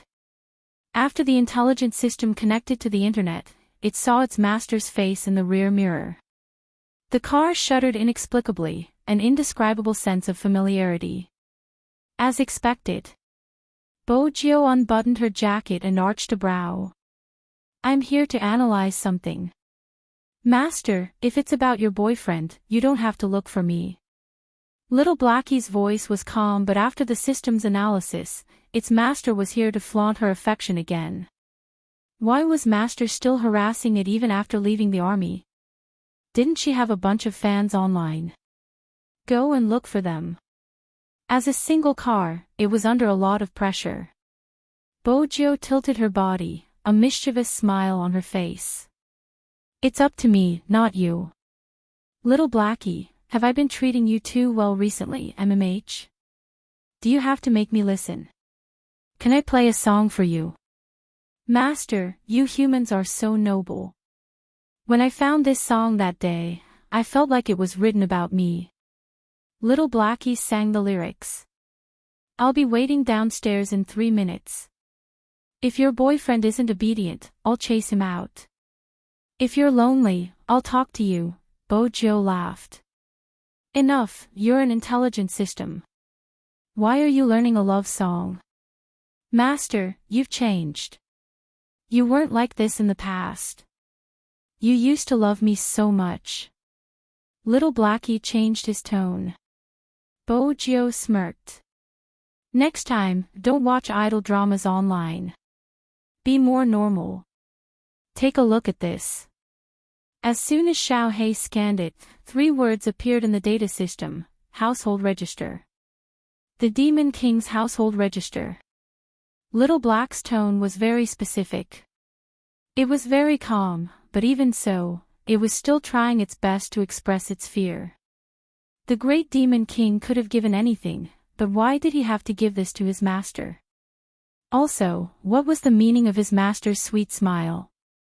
MMH, Brother Mo's household register. Do you think Brother Mo is hinting at something by giving me his household register? Bojo tapped her chin with her fingers, looking suave. Little Black didn't want to speak because he knew that even if he didn't speak, his master would still be able to give him an answer. Did he want me to confirm our relationship but was too embarrassed to say it directly? That's why he gave me a household register? Bojo shook her head helplessly. Brother Mo has always been like this since he was young, shy. Little Black, it really couldn't imagine what the great devil looked like when he was shy.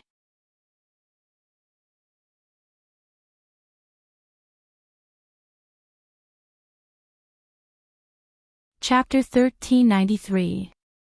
At this moment, Bojo couldn't hear Little Blackie's shouts. You've been overseas with me for a long time. There's something you definitely don't know. In China, people rarely send their household register, so if cars had expressions, Blackie would definitely be speechless. You're hinting for me to propose. Bojo broke into a beautiful smile. Brother Mo, you really don't mean what you say. Little Black felt the need to stop him. Master, don't forget what Grandpa Butler said. As a girl, you have to be a lady. What does a proposal have to do with being a lady? Besides, Brother Mo has already given himself to me. If I don't express my gratitude, wouldn't I be a scumbag? I'm not a sugar daddy for nothing. Bojo glanced at Little Blackie casually. Xiao Hei. Fine, fine, fine. You're so handsome. Whatever you say is right. I'm just a driver. Why should I argue with you? It had to ask the netizens later. After the owner found a boyfriend, she didn't pamper the car anymore. What was it going to do? She hadn't been joking when she said she wanted to propose. Since they were going to propose, there had to be a sense of ceremony. Grandpa Butler was an expert in this area. Of course they had to find him. When Grandpa Butler received a call from his young master, he was trimming the orchids he had recently raised. After hearing the conversation, his eyes darkened. Young master, does young Master Qin know that you're going to propose? Of course I don't know. If I knew, what other surprise would there be? Grandpa Butler thought to himself, that shouldn't be young Master Qin's plan. No matter how I look at it, it looks like something that our young master came up with. Thinking up to this point, Grandpa Butler once again felt that there was something wrong with his education. He had to remedy it.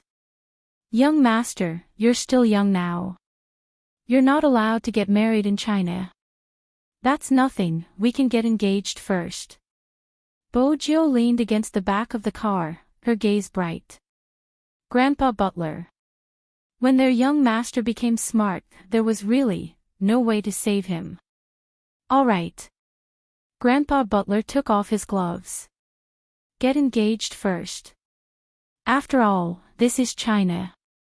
As long as they didn't get married, if young Master Qin did anything wrong to young Lord in the future, he could still bring young Lord back to the Fifth Avenue. After all, it was convenient to do anything there. Here, young master has to redo the messaging system. Of course, although it took time, it was easy for the king of hackers. However, Grandpa Butler hadn't even thought about moving their headquarters to Huaxia. When the boss was still alive, he wanted to return to his homeland many times. However, there were still some things that were inconvenient. It's good that young Master Qin is here. It was probably because of this that the Key Case Investigation Unit no longer published such reports. What they were thinking was that since young Master Qin could restrain young master, things wouldn't be too chaotic in the future. In reality, the restrictions were mutual. In the end, it was those two who were willing. He found a balance between black and white. This balance would not be broken in the near future. Grandpa Butler was worried about the future. This time, for the sake of the Asian Cup, young master wanted to participate in the movie. He still had to find an internal solution. At the very least, no one would think that it was really Z. He had to make them feel that young master was only acting. Also, about the proposal. Grandpa Butler stretched out his hand, like a perfect gentleman, and pressed his forehead. Since the young master was serious.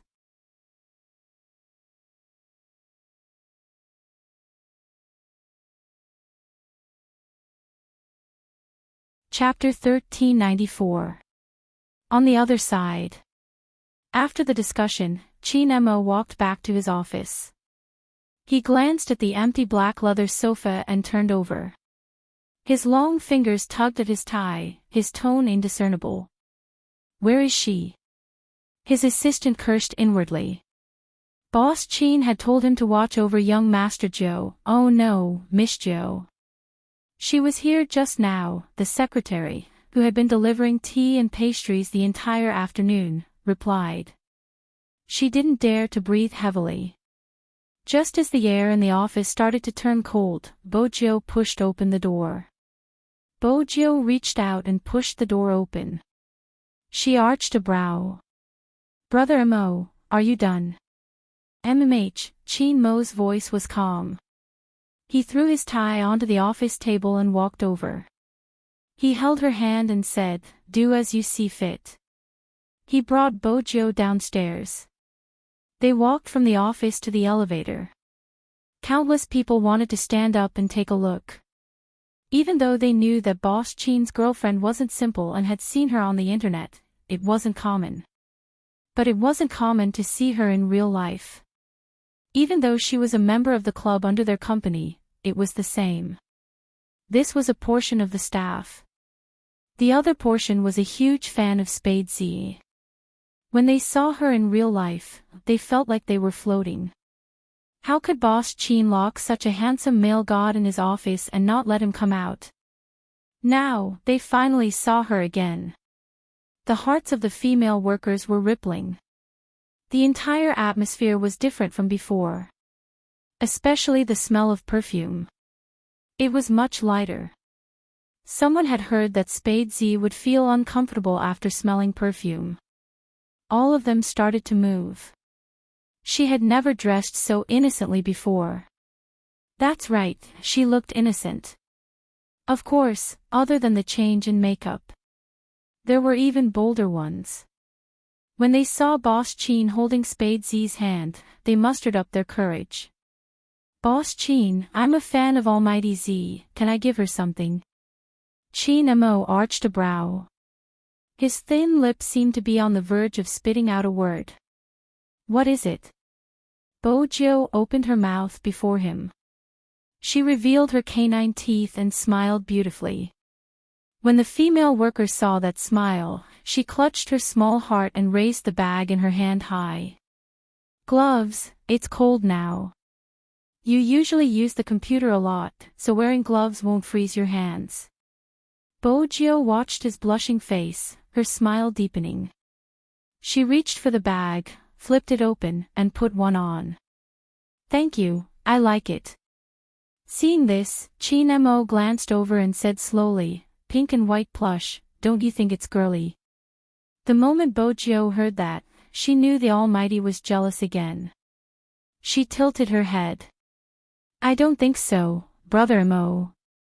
I'm a girl, there's nothing feminine about me. That's right, that's right. The female employees nodded. They wanted to be Big Spade. If she could wear this pair of gloves and a red checkered scarf, as long as she stood tall in the snow and smiled lightly, she would be able to melt people's hearts. It wasn't just because he was good-looking. He wanted to take it home and raise it. She wanted to pinch his face. Unfortunately, they didn't have the ability to do so, so they could only benefit their President Chin. Most importantly, no one dared to compete with Boss Chin. Their love rival was too strong and he was their boss. What else could they do? There was no point asking the netizens. Even if they couldn't take it home and raise it, they could still feed it. With this thought, everyone couldn't help but take action. Other than the gloves, there were also people who gave her cups, lollipops, and wrist guards. Once they started, they didn't care if their boss was around or not. You have to use this cup, drink more water in winter. The wrist guard is new, it's your favorite brand. And the lollipops, the assistant listened to the voices and glanced at Boss Chin's darkening face. He tilted his head silently. What should he do? Even if he was going to fire her, wasn't this too much? It was the new year and there were fewer talents. The company was also tight on manpower. Young Master Joe, oh no, Miss Joe, why did the sisters like her so much? Speaking of which, these people were usually very efficient, and they were also swift and decisive in doing things. If they weren't swift and decisive, they wouldn't have been able to enter this floor. Why did they all change the moment they saw Miss Joe? Their faces were filled with shyness. They looked as though they wanted to hug her and kiss her. Was this still the elite female team of the Chin group? They hadn't been like this when they saw Boss Chin during the interview. The omnipotent special assistant couldn't understand this point. Bojo's type was the one that attracted both men and women, regardless of age. She was the favorite of the sisters and aunties. There were so many gifts that Bojo couldn't carry them all with both hands. This was probably the limit of Chin Mo's patience. He tilted his head and glanced at the assistant behind him. That gaze was extremely cold. The assistant wiped his cold sweat and immediately went forward. Miss Joe is busy, please pass me the gifts and I will pass them to you. Let me remind everyone, we are working hours now. Even though he said that, he was screaming in his heart. Didn't you see Boss Chin's expression? He looked as though he had knocked something over. The assistant was there to deal with the aftermath. Chin Mo grabbed the back of her collar and entered the elevator. The others didn't let them in. After pressing the first floor, he turned his hand and pressed onto Bojo's shoulder, pushing her into the elevator. His other hand was placed above her head, his body leaning down. There was a smile on his face, but it didn't look like he was happy. Is the candy delicious? I'm not sure if it's considered delicious. Bojo smiled faintly and lifted her chin. Why don't you try it? Chin Mo looked at the pale lips that were inches away from him. There was still a trace of light. He reached out and pinched her face. You accepted someone else's gift and you still want me to kiss you. Little Bojo, dream on. Bojo, she was rejected by her boyfriend every day. Who else would date like her? But she had no choice, she liked little Princess Chin. Even if he didn't allow her to kiss him, she would still kiss him. This time, Chin Mo didn't hide. Instead, he lowered his head and used his empty right hand to grab her waist, changing the intensity of the kiss completely. He didn't give the elevator a chance to open. This building belonged to the Chin group. Moreover, it was the elevator's password. Moreover, this elevator was originally exclusive to the president. Unless there was something special, Chin Mo was the only one who had the right to use it. This kind of elevator would be available in some conglomerate companies to save time for the senior management. But now, Chin Mo seemed to have developed a new function. You're tuning into the LoveLore Library YouTube channel. We're so grateful for your support and don't forget to subscribe to join us on this incredible journey through captivating stories. Your generosity through donations truly makes a world of difference, as it's the primary source of revenue that allows me to expand and enhance this channel for you. Thank you from the bottom of my heart for being a part of this adventure.